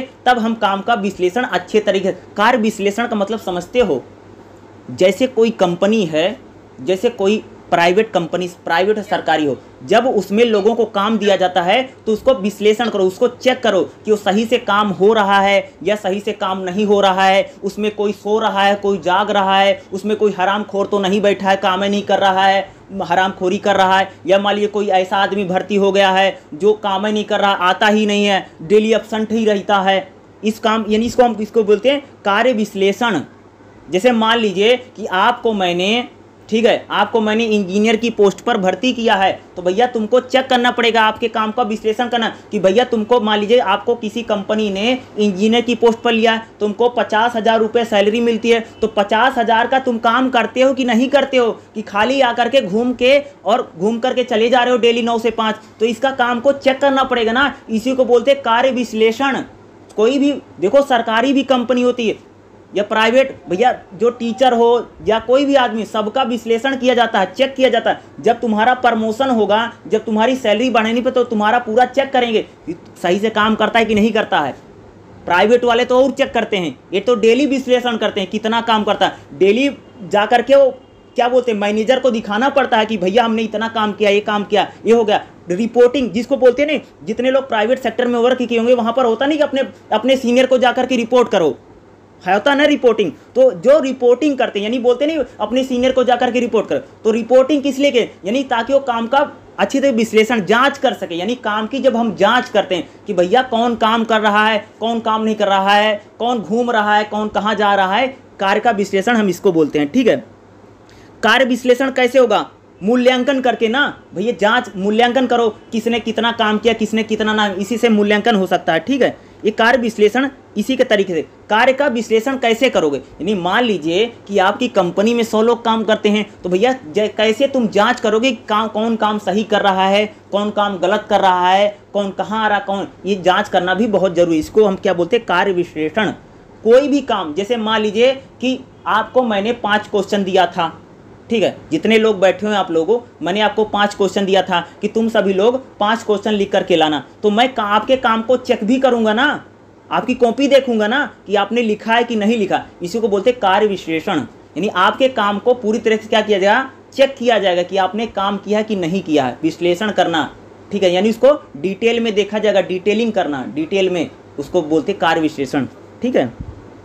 अगला देखिएगा, कार्य विश्लेषण की जानकारी कैसे, भैया कार्य विश्लेषण की जानकारी कैसे इकट्ठा की जाएगी, किसी को कार्य विश्लेषण, सूचना लेकर के, भाई इंफॉर्मेशन ले लो कि फलाने ने काम किया कि नहीं काम किया है। दूसरा, जानकारी लेकर के कह सकते हो। दूसरा, सर्वेक्षण करके, सर्वे करके कौन काम सही कर रहा, कौन काम नहीं कर रहा है, ठीक है। अवलोकन करके, अवलोकन का मतलब समझते हो, चेक करके, ठीक है। डायरी चेक करके, जैसे मान लो कि कोई डायरी होती है या आपकी कोई वर्क सीट है, आपकी सीट को चेक करेंगे लोग आकर के, जैसे मान लो आपको प्रोडक्शन सीट है, आपकी प्रोडक्शन सीट को चेक करेंगे, या डेली तुम डायरी चेक करते, जैसे मैं बताऊं, जैसे कॉलेज होता है, स्कूल होता है, यहाँ पर सरकारी अधिकारी चेक करने आता है, स्कूल चेक करने आता है। जब वो स्कूल चेक करने आता, पता क्या चेक करता है, टीचर की डायरी चेक करता है कि बच्चों को काम देता कि नहीं देता, हर दिन का चेक करे भाई मेरे, आज की 5 तारीख है, 5 तारीख को तुमने 4 क्लास लिया था, 4 क्लासों में क्या, इस टीचर डायरी होती है ना, उसी प्रकार से स्टूडेंट डायरी भी होती थी। जब मैं पढ़ता था उस समय तो होती थी, आज ज़माना रहा या नहीं रहेगा तो मुझे नहीं पता है। उसी प्रकार से हर आदमी की डायरी होती है, मोस्टली टीचर की तो होती है, पहले स्टूडेंट की भी होती थी, उसमें लिखता था कि मुझे क्या काम मिला। उसी प्रकार से टीचर की भी होती है, यानी डायरी जो होगी उसके जरिए, ठीक है, या उसका इंटरव्यू पूछ के साक्षात्कार में आमने सामने बैठा कर पूछ लो कि तुमने कितना काम किया, कितना, उसकी जान। कार्य विश्लेषण करने की कौन कौन सी विधियाँ बहुत इंपॉर्टेंट है। और जो डायग्राम बनाएगा, डायग्राम बहुत इंपॉर्टेंट है। जब भी एग्जाम में जाना तो अगर कार्य विश्लेषण की जानकारी आ गई तो इस जो बना है, जो चित्र बना है, चित्र को छाप करके आना जरूरी है, ठीक है। और बिल्कुल सेम टू सेम, कम से कम आधे पन्ने में छपेगा, ओके। और ऐसी चीज़ों को करने से न फायदा ज़्यादा पहुँचेगा, ठीक है। इसको छाप करके जरूर आना जितने लोग बैठे हैं, ठीक है। अवलोकन करना, अवलोकन मतलब जांच करना। कार्य विश्लेषण कैसे करोगे, जांच करके करोगे भैया, जांच करो ना कौन ठीक कर रहा, कौन काम कर रहा है, ठीक है, कौन सिर्फ सैलरी ले रहा है, कौन मेहनत कर रहा है। भाई एक बात हो, 5 लोग हैं और एक दिन भर काम करता है, 5 लोग घूमते रहते हैं, तो एक आदमी पर बहुत ज़्यादा बोझा पड़ जाएगा ना। तो कार्य विश्लेषण का मतलब होता है कि हमारी जो कंपनी, चाहे सरकारी चाहे प्राइवेट है, उसमें लोगों को चेक करो, जानो कि सही से काम हो रहा कि नहीं हो रहा है। इसको बोलते हैं कार्य विश्लेषण। और ये करने के तरीके हैं जो मैंने आपको बताया, ठीक है। इन तरीकों से हम किसी भी कर्मचारी का क्या कर सकते हैं, विश्लेषण कर सकते हैं, ठीक है। उसके बाद जो हमारा नेक्स्ट चैप्टर रहेगा है चयन। चयन का मतलब क्या, चयन का मतलब सिलेक्शन, सेलेक्ट कैसे किया जाएगा आप लोगों को। तो भैया चयन की तकनीक क्या है, जैसे मान लो कि एक कंपनी है, उसमें लोगों को सेलेक्ट करना है, तो सिलेक्शन कैसे करोगे भैया। सिलेक्शन का पहला तरीका है इंटरव्यू लेकर के। क्या लेकर के, इंटरव्यू लेकर के। इंटरव्यू लेकर के हम लोगों का क्या कर सकते हैं, चयन कर सकते हैं। अब बताओ इंटरव्यू कैसे लिया जाएगा। पहला इंटरव्यू तुम सबने देखा, लोग जा करके ना अपना CV बना करके देते हैं, क्या बोलते हैं, बायोडाटा बना करके लोग देते हैं ना, और बनवा करके ले जाते नहीं, क्या बोलते हैं इसको, मैं भूल जा रहा हूँ, बायोडाटा लोग बनवा कर कि मैंने इतना पढ़ाई किया है, वो किया है, CV बनवा करके, बहुत लोग CV बनवा करके ले जाते हैं, ठीक है। रिज्यूम सॉरी मैं भूल गया था, रिज्यूम बनवा करके। भैया चयन की तकनीक कैसे, यानी सिलेक्शन कैसे करोगे, रिज्यूम ले लो, उससे उसका इंटरव्यू ले लो, उससे क्वेश्चन आंसर पूछ लो, या इसे तो चयन करोगे। या उसका जो एक्सपीरियंस है, एक्सपीरियंस जान लो, या उससे थोड़ा बहुत काम करवा लो।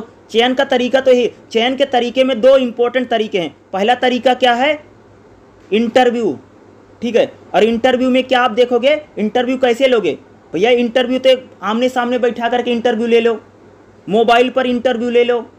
इंटरव्यू कैसे होगा, क्वेश्चन आंसर में पूछ लो, या उससे कोई काम करवा लो, ठीक है। चयन कैसे करो, चयन आप इसी आधार पे, चयन करने के लिए क्या करोगे, सबसे पहले आप उसकी क्या मांगोगे, रिज्यूम ले लो, ठीक है। या उसने जो CV बना के दिया है उसका रिज्यूम मांग लो, उस आदमी की CV मांग लो, ठीक है। यानी चयन कैसे करोगे, जैसे मान लो कि तुम लोग अगर इंटरव्यू देने जाते हो तो जो सामने वाला बैठा आदमी है तुम्हारा सिलेक्शन कैसे करता है, तुम्हारा चयन कैसे करा। सबसे पहले जाओगे तो तुम्हारा रिज्यूम ले लेगा, ठीक है। रिज्यूम लेने के बाद रिज्यूम में जो लिखा था थोड़ी बहुत बातें पूछेगा, उसके बाद थोड़ी बहुत तुमसे क्वेश्चन आंसर करेगा, ठीक है। उसके बाद तुमको भेज देगा। तो कहने के बाद यानी साक्षात्कार में कई बार लोग CV बना करके देते हैं, लोग रिज्यूम बना कर।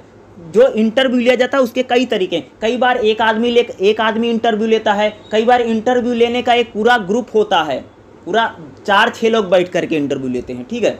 इंटरव्यू के कई सारे तरीके, आज तो भैया मोबाइल पर इंटरव्यू लिया जाता है, फ़ोन पर बात करके। बहुत सारे इंटरव्यू वीडियो कॉल पर लिए जाते हैं।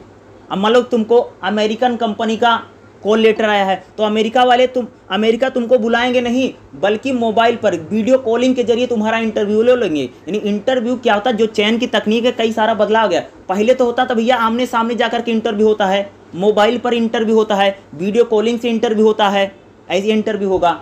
CV मांग लेंगे आपका, वीडियो बना करके अपना दे दो, ठीक है। रिज्यूम बना करके अपना दे दो, भेज दो उसके पास। क्वेश्चन आंसर पूछेगा।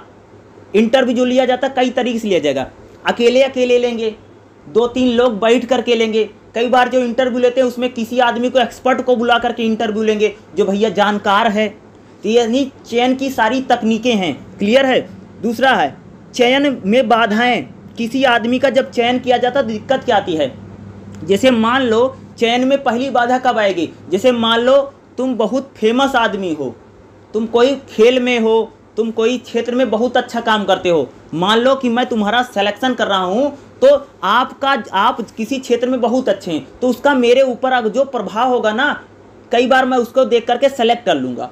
यानी प्रभाव कई बार आदमी का पड़ जाता है। जैसे मान लो कि कोई आदमी भैया खिलाड़ी बहुत अच्छा है, ठीक है। जैसे मान लो कि लोग खिलाड़ी खेलने में बहुत अच्छा है, तो मान लो हमारी कंपनी में काम करने आया तो हमको लगा भैया ये खेलता इतना अच्छा है तो क्या होगा, हम इसको ले लेते हैं। लेकिन वो तो खेलने में अच्छा था, हमें तो यहाँ पर उसको दूसरा काम करवाना था। यानी चयन में बाधाएं, यानी जब उसका प्रभाव है। जैसे मान लो आप किसी से बहुत प्रभावित हैं, किसी आदमी से, जैसे मान लो कि किसी आदमी का प्रभाव तुम पर बहुत ज़्यादा है, तुम उसका ही सिलेक्शन कर रहे हो, तो उसका जो प्रभाव है आप पे ऊपर पड़ेगा, आप सही से सिलेक्शन नहीं कर पाएंगे, निष्पक्ष सिलेक्शन नहीं हो पाएगा।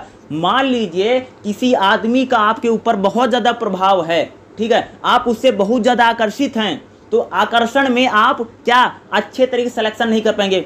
दूसरा जिसका पूर्वाग्रह का मतलब, जैसे मान लो तुम इंटरव्यू लेने बैठे हो, कोई आदमी मोटा आदमी आ गया, तुमने सोच लिया ए मोटू क्या करेगा, मोटू कुछ कर नहीं पाएगा, इसको वैसे भगा दो। पूर्वाग्रह का मतलब ये आदमी को देख करके, जैसे कोई मान लो तुम सिलेक्शन करने बैठे हो, कोई पतला आदमी आ गया, तुम बोलोगे तो ये मेहनत तो कर नहीं पाएगा, तो 2 मिनट में हांफने लग जाएगा, इसको खुद ही डॉक्टर के पास पहुंचाना पड़ेगा, तुम इस प्रकार से सोच लोगे। कोई आदमी मोटा है, पतला है, ऊंचा है, नीचा है, इस प्रकार से जब हम पूर्वाग्रह बना लेते हैं। कोई आदमी मान लो कि अनपढ़ है, उसको बहुत ज़्यादा नहीं पता है, तो पहले से पूर्वाग्रह नहीं, ये सारी क्या आती, चयन जो करते हैं उसमें सारी क्या आती हैं भाई, मेरी बाधाएं आती हैं, मूलता बाधाएं ये सारी आती हैं, ठीक है।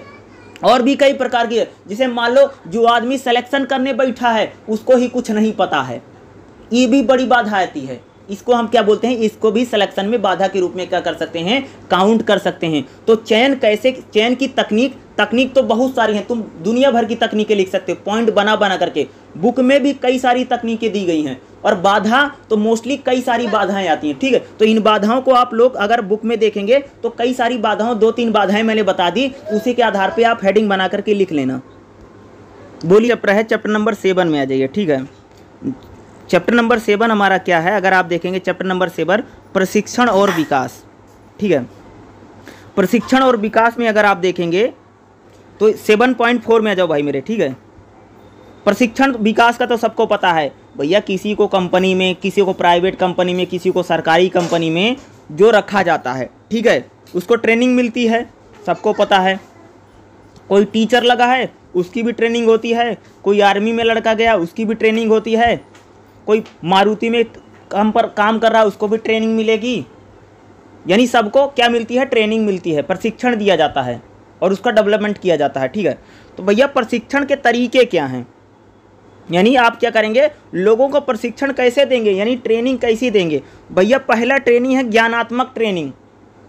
ज्ञानात्मक ट्रेनिंग का मतलब समझते हो, लिखाना और पढ़ाना, भैया जैसे मान लो कि आपको कोई पार्ट बनवाना है तो मैं उसके बारे में आपको ट्रेनिंग दूंगा कि भैया ये ऐसे बनेगा, वो ऐसे बनेगा, यानी लिख करके पढ़ करके, यानी ज्ञान के रूप में, ठीक है, आपको लिखाया जाएगा, आपको पढ़ाया जाएगा। इस रूप में हम यानी ज्ञानात्मक तरीके से ट्रेनिंग दी जाती है। यानी जो प्रशिक्षण होता है वो कैसे, जैसे अगर मैं बोलूँ तो अभी मैं आपको ज्ञानात्मक ट्रेनिंग, ज्ञान दे रहा हूँ, यानी मैं आपको नॉलेज दे रहा हूँ ना, यानी जब उसको लिखा करके पढ़ा करके, ठीक है, जो उसको चीज़ों समझा करके, इसको हम बोलते हैं ज्ञान। यानी ट्रेनिंग कैसे दिया जाएगा, यानी प्रशिक्षण कैसे, ज्ञानात्मक तरीके जरिए। दूसरा व्यवहारिक तरीका, कोई भी अगर हम व्यवहार का तरीका अपनाते हैं, जैसे अगर हमको समझाने के लिए कोई व्यवहारिक रूप यूज करते हैं ना, जैसे मान लो भैया किसी को समझाना है कि हमें कोई पार्ट बना रहे हैं, उसको समझाए कि उसे जाकर के कोई सेलमैन है उसको कैसे सेल करेगा, व्यवहार के रूप में समझाए। जैसे हम करते नहीं, एग्जाम्पल दे करके, उदाहरण दे करके जो करते हैं उस व्यवहार के रूप में समझाना,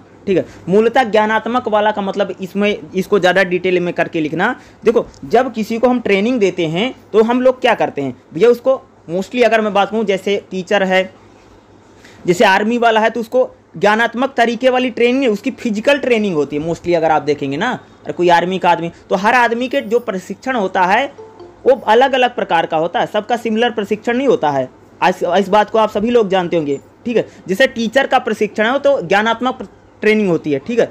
कोई कंपनियों में कंपनी में अगर देखो तो वहाँ पर अलग प्रकार की ट्रेनिंग है। रेलवे में जो लोग लगे हैं उनकी कुछ लोगों के साथ ज्ञानात्मक हो सकती होगी, कुछ लोगों की व्यवहारिक ट्रेनिंग, व्यवहारिक, जैसे मान लो अगर कोई लड़का टीटी लगा है तो भैया टीटी को ज्ञानात्मक ट्रेनिंग नहीं, बल्कि उसको टिकट काटने वाला जो होता है उसके साथ लगा देते हैं, जाओ तुम उसके साथ सीखो, टिकट काटता है। अगर मैं बताऊं, जैसे बहुत सारे लोग आईएएस लगते हैं तो आईएएस जो नया नया आदमी लगता है उसको किसी आईएएस के साथ अटैच कर देते हैं, तुम जाओ उसका व्यवहारिक प्रशिक्षण लो, व्यवहार के रूप में तुम सीखो, ठीक है। यानी पहला ज्ञानात्मक वाला जो होता है, जैसे बहुत सारे ज्ञानात्मक ट्रेनिंग प्रशिक्षण में मोस्टली हम लोग क्या बोलते हैं, व्यवहारिक में हम क्या करते हैं कि व्यवहारिक रूप से, जैसे हम उसको फील्ड में उतार दिया हमने, ठीक है। जैसे आईएएस है, कोई सरकारी सर्वेंट है, उसको हम लोग क्या करते हैं, व्यवहारिक प्रशिक्षण। जैसे मान लीजिए अगर कोई बैंकर है या कोई डॉक्टर है, डॉक्टर का व्यवहारिक प्रशिक्षण होता है। ये थोड़ी है कि जो एक आप देखो जितने भी लोग मेडिकल में हैं, अगर आप लोग मेडिकल में देखते होंगे ना, कोई अगर सरकारी डॉक्टर बनता है तो उसकी जो ट्रेनिंग होती है व्यवहारिक होती है ना, अरे भैया जा करके वो लोगों का इलाज करता है, सुई लगाता है, दवाई करता है, उसको हम बोलते हैं व्यवहारिक प्रशिक्षण। ज्ञानात्मक प्रशिक्षण का मतलब होता है कि जब लिखाया पढ़ाया जाए। अगला अगर आप देखेंगे ऑन द जॉब और प्रशिक्षण। ऑन द जॉब का मतलब समझते हो, डायरेक्ट वहीं पर ट्रेनिंग दी जा रही है। मोस्टली कंपनियों में क्या होता है, ऑन द जॉब ट्रेनिंग चलती है। ऑन द जॉब माल बन रहा, काम हो रहा, काम को देखते देखते लड़का सीख जाता है। On the job, on the job में आप मेडिकल को भी हम ले सकते हैं, जैसे डॉक्टर होता है ऑन द जॉब ट्रेनिंग होती है इसमें, यानी जहाँ पर आपको काम करना डायरेक्ट वहीं पर ट्रेनिंग मिल रही है। तुमको मान ले तुम MBBS करके आए हो, तुमको ऑपरेशन करना है तो वहीं पर ट्रेनिंग मिल रहा है, ठीक है। अगर मोस्टली आप कंपनी के सेक्टर में जाओगे तो कंपनियों में भी क्या होता है, ऑन द जॉब ट्रेनिंग चलती है। मारुति की मैं बात करूं, होंडा की बात करूं या किसी और कंपनी की बात करूं, ऑन द जॉब ट्रेनिंग होती है, यानी जहां पर आपको काम करना है वहीं पर ट्रेनिंग दिया जा रहा है।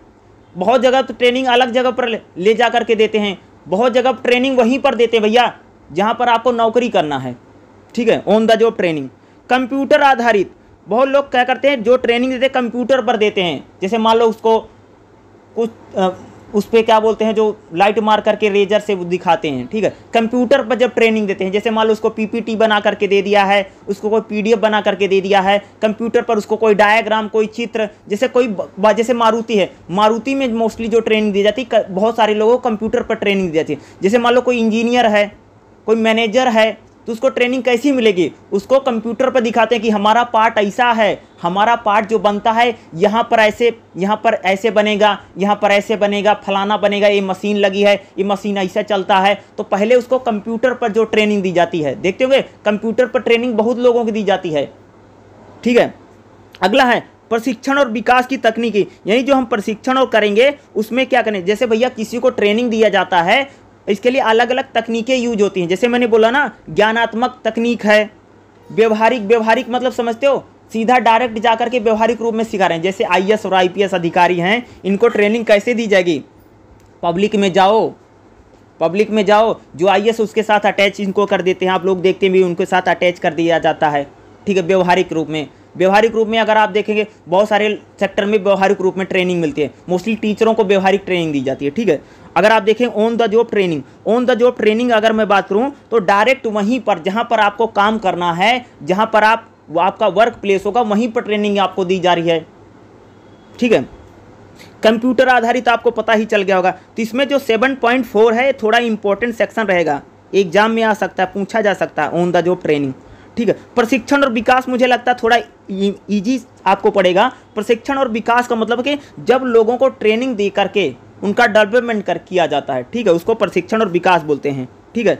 ये 7.4 जो है इसको आप जरूर करके जाना, यह हमारे लिए इंपॉर्टेंट हो सकता है, ठीक है। कि आपको जो प्रशिक्षण दिया जा रहा है, यहाँ अगर आप यहाँ पर देखेंगे प्रशिक्षण और विकास में, ये थोड़ा इंपॉर्टेंट, इसको देख लीजिएगा। प्रशिक्षण और विकास में अगर आप देखोगे तो आपको ट्रेनिंग इसलिए दिया जाता है, प्रशिक्षण इसलिए दिया जाता है ताकि आप लोग आपका अच्छी तरीके से यूज हो सके, यानी मानव संसाधन का उपयोग अच्छी तरीके से हो सके, इसलिए ट्रेनिंग दी जाती है। दूसरा, अगर आपको ट्रेनिंग इसलिए दी जाती ताकि आप में प्रोडक्टिविटी, उत्पादकता है। जैसे मान लो कि आप कोई काम करते हैं, आप बेहतर काम करें, अच्छा काम करें। आप मान लीजिए कि एक दिन में सिर्फ एक काम कर पाते हैं तो एक दिन में 10 काम कर लें, ठीक है। टीम भावना होगी, यानी भैया जो ट्रेनिंग इसलिए दिए जाती ताकि सब लोग मिलजुल कर के काम करें।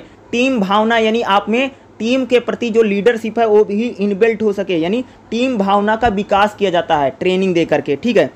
जो हमारा संगठन है उसकी संस्कृति अच्छी बनती, माहौल अच्छा बनता है, लोग एक दूसरे से मिलते जुलते, एक दूसरे के जानते हैं। संगठन का जो माहौल होता है अच्छा बन जाता है अगर लोगों को ट्रेनिंग मिलती है, लोग एक दूसरे को जानते हैं। अरे भैया जब ट्रेनिंग दी जाती है तो लोगों को बताया जाता है कि एक दूसरे से अच्छे से बात करनी है, मिलजुल करके रहना है, एक दूसरे का हाथ बटाना है, एक दूसरे की मदद करनी है। अगर कोई कंपनी में गलत काम कर रहा है तो उसको बताओ कि भैया ऐसा मत करो। इस प्रकार की सारी ट्रेनिंग दी जाती है। और ट्रेनिंग देने से क्या था, गुणवत्ता बढ़ती है, प्रोडक्टिविटी बढ़ती है। जैसे मान लो गुणवत्ता क्या, जैसे कोई काम कर रहा तो बेहतर काम करेगा, अच्छा काम करेगा, ठीक है। और दूसरा, स्वास्थ्य यानी जो कार्यस्थल होगा या जो वातावरण होगा वो भी बेहतर बनेगा। उसको जो सुरक्षा होगी, जैसे हम ट्रेनिंग इसलिए देते हैं, अगर मैं बात करूँ जैसे प्राइवेट सेक्टर है, जैसे हम लोग, जैसे मैं बात करूँ जैसे मारुति है, मारुति ट्रेनिंग क्यों देती है, भैया जान लो आपको मैंने आपको मशीन चलवा रहा हूँ तो आप मशीन अच्छी, जैसे अगर आपको ट्रेनिंग दें, नहीं तो तुम हाथ ही काट लोगे। एक बात बताओ, अगर कोई वर्कर मशीन चलाता है, अगर कोई वर्कर खतरनाक मशीन का यूज कर रहा है तो उसको ट्रेनिंग दी जाती है, नहीं तो कोई दुर्घटना हो जाए भाई मेरे, दुर्घटना से बचने के लिए भी ट्रेनिंग दी जाती है ताकि आपको सुरक्षा उपकरण अच्छे से यूज करें। जो आपकी पीपीटी है, यानी आपके जो भी हेलमेट हैं, गोगल हैं, या आपको जो भी शूज दिए गए हैं उनका अच्छी तरह यूज करो। यानी ट्रेनिंग इसलिए दिया जाता है ताकि किसी खतरे से भी बचा जा सके, ठीक है। मान लो आपको हम क्रेन चलवाते हैं, आपसे कंपनी में आपसे क्रेन चलवाई जाती है, भैया जो क्रेन चलाता लड़का उसको भी अच्छी तरह से ट्रेनिंग दिया जाती है, बेटा तुमको क्रेन ऐसे चलाना है। तुम अगर किसी कंपनी में जाओगे तो क्रेन जब चलती है तो बाकायदा हमेशा बोलती रहती है, ठीक है। क्रेन चला रहा है, कोई ट्रॉली चला रहा है, कोई कुछ चला रहा है, तो ट्रेनिंग ताकि खतरों से भी बच सकें। ट्रेनिंग इसलिए नहीं दिया जाता कंपनी का प्रोडक्शन बढ़ जाएगा, भैया ट्रेनिंग इसलिए भी दिया जाता है कि कर्मचारी का जो जीवन है वो भी सुरक्षित रहे, कोई खतरा ना हो, कोई अनहोनी ना हो जाए, ठीक है, कहीं आग ना लग जाए या कंपनी को दुर्घटना ना हो जाए या कर्मचारी की कहीं डेथ ना हो जाए। तो प्रशिक्षण इसलिए भी दिया जाता है ताकि स्वास्थ्य और सुरक्षा बेहतर बनी रहे, समझ रहे हैं। ट्रेनिंग इसलिए दिया जाता है, ठीक है, कर्मचारी का मनोबल अच्छा बना रहे भाई, उसमें एक प्रकार से इसीलिए क्या दी जाती है, ट्रेनिंग दी जाती है। और ये ट्रेनिंग देने की बहुत ज़्यादा ज़रूरत है, ठीक है। ट्रेनिंग देने के यानी प्रशिक्षण क्यों दिया जा रहा है, तो ये सारे प्रशिक्षण देने के क्या दिए गए हैं, पॉइंट दिए गए, हेडिंग दिए गए, इनको भी लिखना आपके एग्जाम में बहुत ज़्यादा इंपॉर्टेंट है, ठीक है। चलिए अब नेक्स्ट चैप्टर को बताता हूँ, ठीक है। ठीक है, देखिएगा नेक्स्ट चैप्टर हमारा क्या है, चैप्टर नंबर 8 है निष्पादन मूल्यांकन, ठीक है। तो इसमें अगर आप निष्पादन मूल्यांकन देखेंगे तो इम्पोर्टेंट क्या है, 8.2 निष्पादन मूल्यांकन का अर्थ एवं स्वरूप, और अगला है निष्पादन मूल्यांकन के तरीके, ठीक है। ये दोनों चीज़ें इंपॉर्टेंट है, 8.2 8.4, ठीक है। अगर आप देखेंगे निष्पादन मूल्यांकन का अर्थ और स्वरूप, देखिएगा निष्पादन मूल्यांकन विभिन्न क्रियाओं विधियों को संदर्भित करता है जिनका उपयोग किसी संगठन में कर्मचारी अपने प्रदर्शन का मूल्यांकन के लिए कर सकता है। यानी अगर हम किसी चीज़ का मूल्यांकन करते हैं, ठीक है, जैसे मान लो भैया इवेल्युएट करना, जैसे मान लो आप लोग इग्नू में एग्ज़ाम देने जाते हो, ठीक है, पेपर दे करके आओगे, पेपर दे करके आओ, तुम्हारा जो नंबर आएगा उससे तुमको जांच कर सकते हो कि मुझे कितना आता है, मुझ में बदलाव करने की क्या ज़रूरत है। इसी को बोलते हैं निष्पादन मूल्यांकन। आप लोग एग्ज़ाम देने जा रहे हो तो एग्ज़ाम देने के बाद आपका जो रिजल्ट आएगा उससे आपको पता चलेगा कि आपको कितना आता है, आपको कितना जाता है। इससे आप क्या कर सकते हैं, अगर आपको नहीं आता है तो आप और भी मेहनत कीजिए, अगर आपको अच्छा आता है तो और आप भी मेहनत करके आप उसके अपने रिजल्ट को सुधार सकते हैं। यानी निष्पादन मूल्यांकन के जरिए जो कर्मचारी है वह अपने प्रदर्शन को क्या कर सकता है, जान सकता है और उसमें बदलाव कर सकता है, उसमें बेहतर कर सकता है। ठीक है। निष्पादन मूल्यांकन को अच्छी तरीके से बेंचमार्क के विपरीत किसी कार्य के प्रदर्शन को एक वस्तुनिष्ठ मूल्यांकन समझा जा सकता है। ठीक है। निष्पादन मूल्यांकन कर्मचारियों के प्रदर्शन को मूल्यांकन के रूप में वर्णित करता है जो प्रकृति में, देखो निष्पादन मूल्यांकन बताता है कि कोई भी कर्मचारी जो है कितना अच्छा काम कर रहा है, ठीक, उसकी रेटिंग को बताता है। जैसे आप लोग एग्जाम देने जाओगे ना तो जिसको जितना नंबर मिलेगा इससे पता चलेगा कि भैया किसको कितना आता है, कौन कितना समझदार है। यानी निष्पादन मूल्यांकन बताता है कि कंपनी में जितने भी कर्मचारी हैं उनकी रेटिंग क्या है, किसको कितना ज्ञान है, किसकी कितनी नॉलेज है, किसको क्या आता है, किसको क्या नहीं जाता है। यानी निष्पादन मूल्यांकन के जरिए हम कई सारी चीज़ों को जान सकते हैं, किसमें कितने बदलाव की ज़रूरत है, किसको क्या सिखाने की ज़रूरत है। ठीक है। यानी निष्पादन मूल्यांकन बताता है कि कर्मचारी कितने जानकार हैं, कर्मचारी कितने स्किल्ड हो चुके हैं, कितनी नॉलेज उनकी बढ़ चुकी है। ठीक है। यानी जब हम इवैल्यूएट करते हैं तो उससे हमें बहुत सारी चीज़ें पता, उसी को क्या बोलते हैं, निष्पादन मूल्यांकन। ठीक है।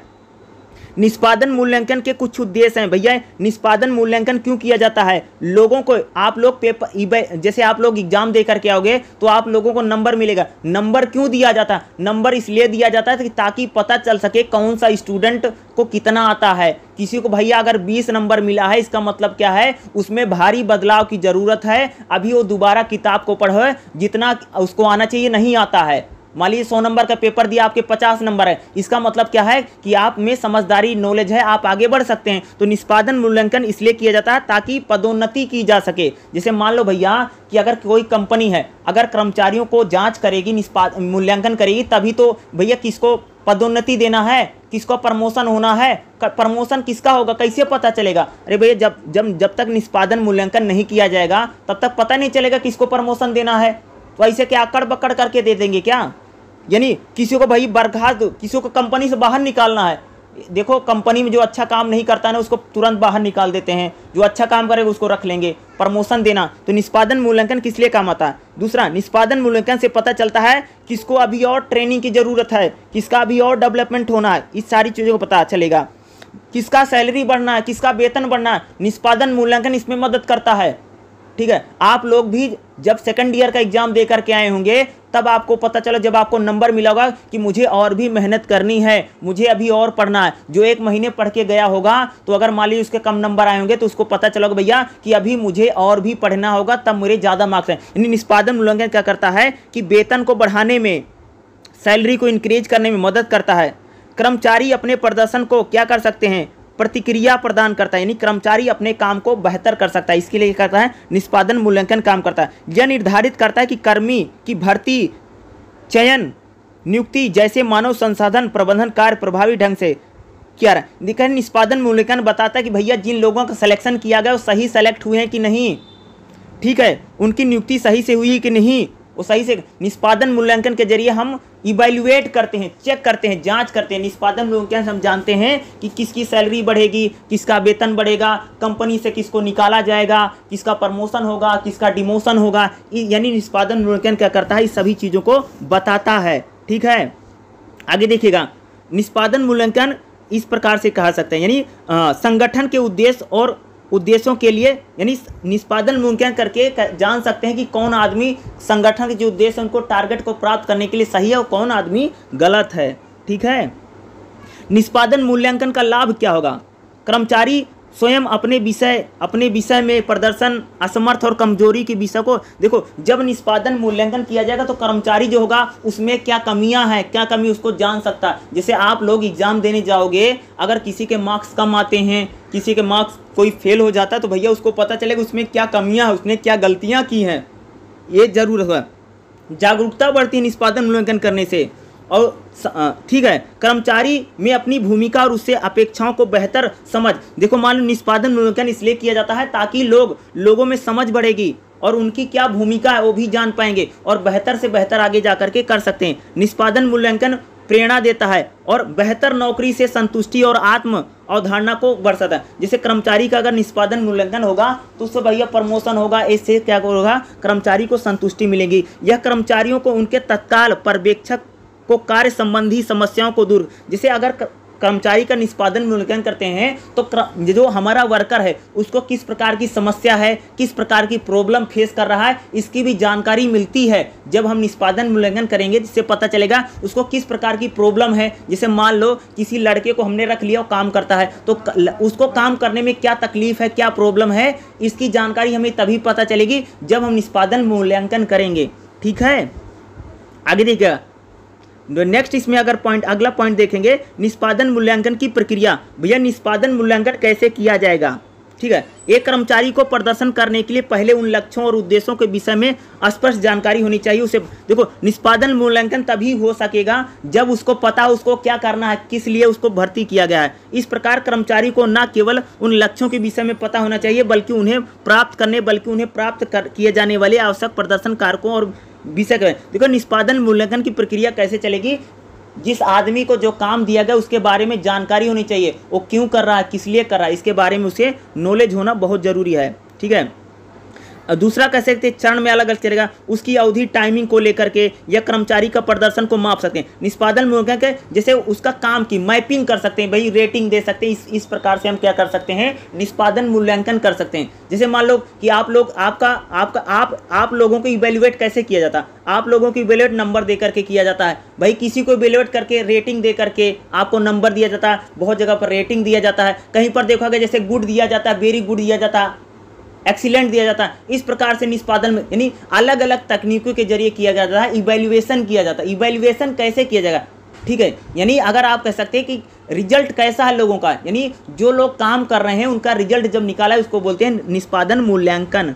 ठीक है, निष्पादन मूल्यांकन के तरीके कौन कौन से, भैया पहला तरीका है परंपरागत तरीका। परंपरागत तरीका मतलब जैसे अगर मैं बोलूं तो आप लोग जो एग्जाम देने जा रहे हो ये पुराना तरीका है।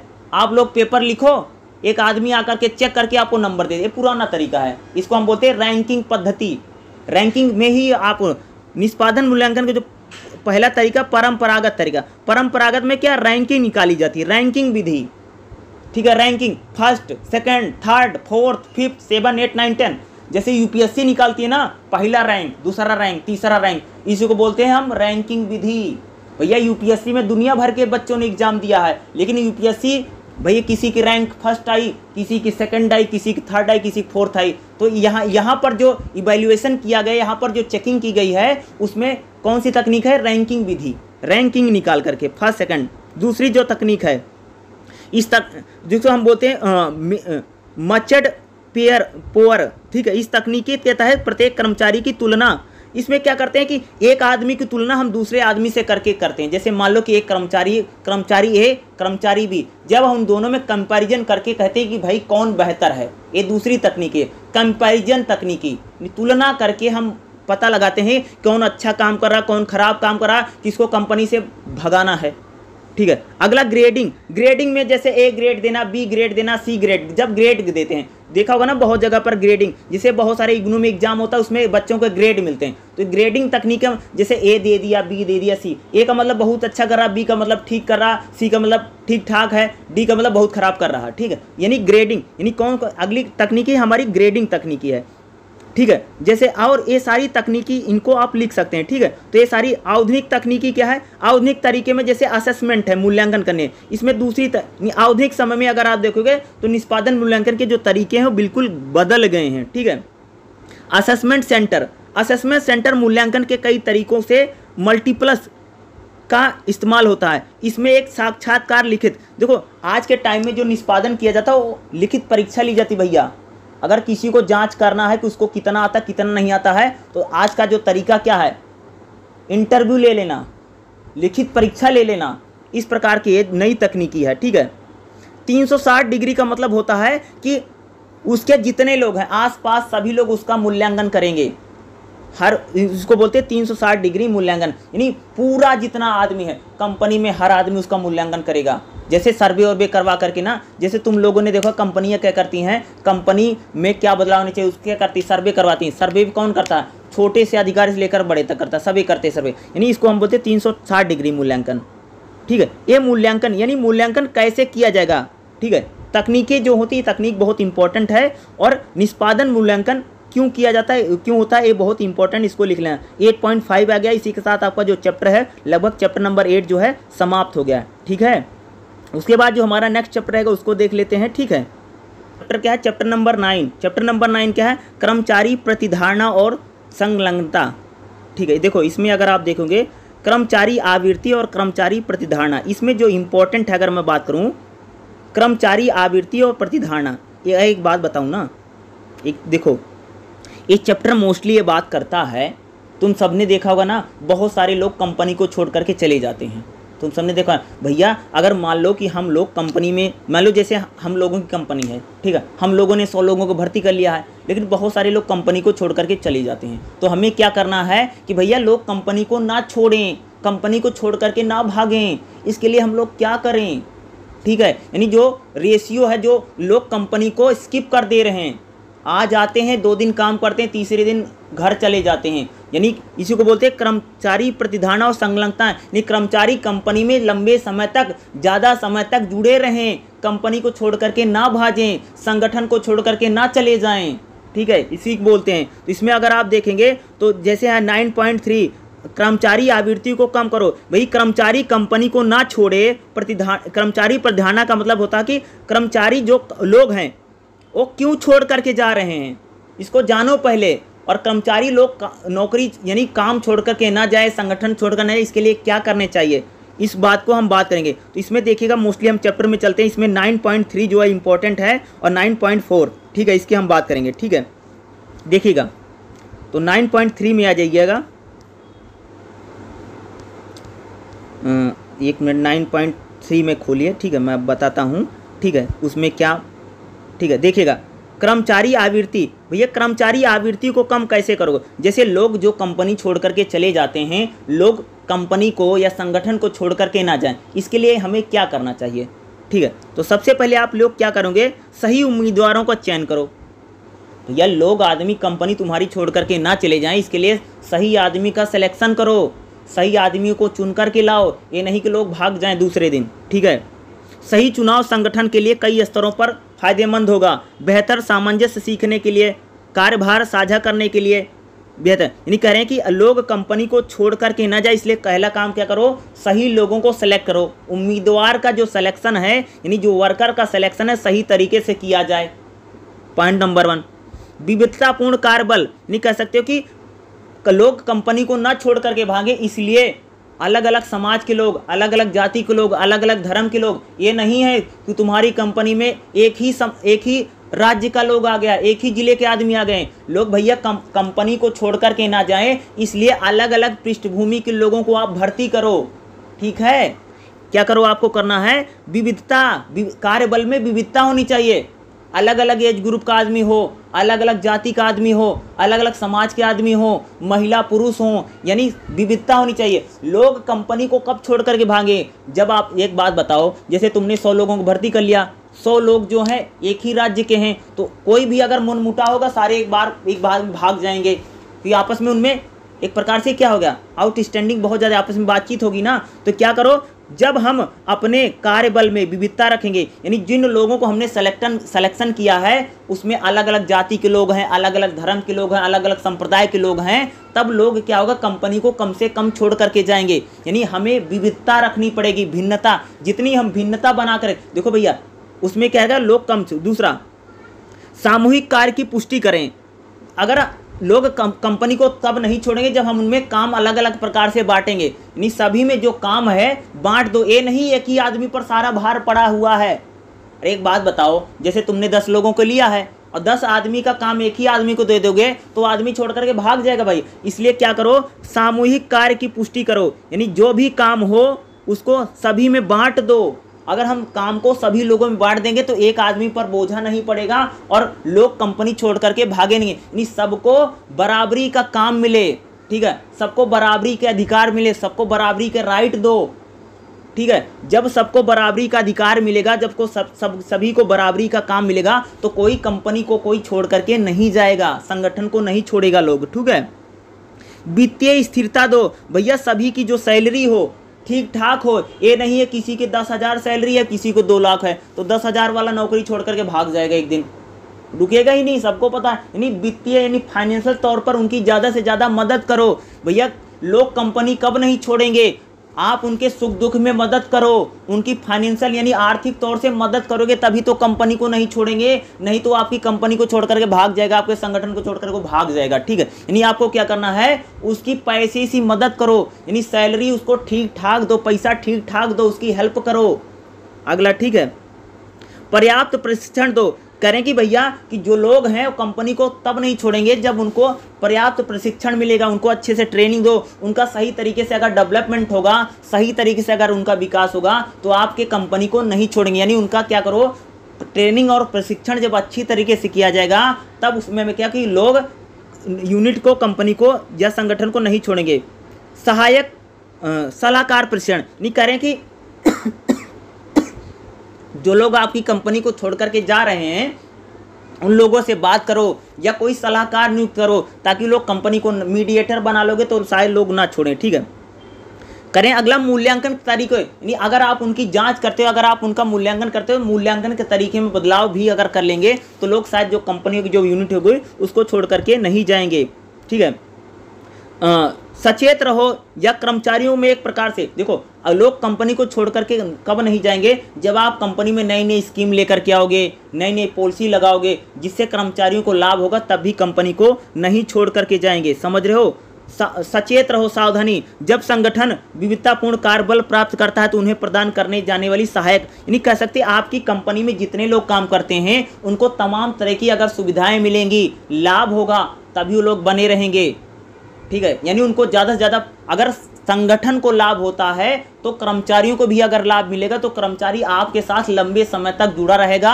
अगर कर्मचारी को लगेगा कि हमसे काम बहुत करवाते हैं और हमको पैसा नहीं ज़्यादा देते हैं और उसकी समस्या रहेगी तो कंपनी छोड़ करके, संगठन को छोड़ करके भैया भाग जाएगा। इन सारे कामों को, इन सारे तरीकों को अपना करके हम क्या कर सकते हैं कि लोग जो कंपनी छोड़ रहे हैं वो शायद नहीं छोड़ करके जाएंगे, समझ रहे हो, ठीक है। ये सारी तरीके अपनाएंगे।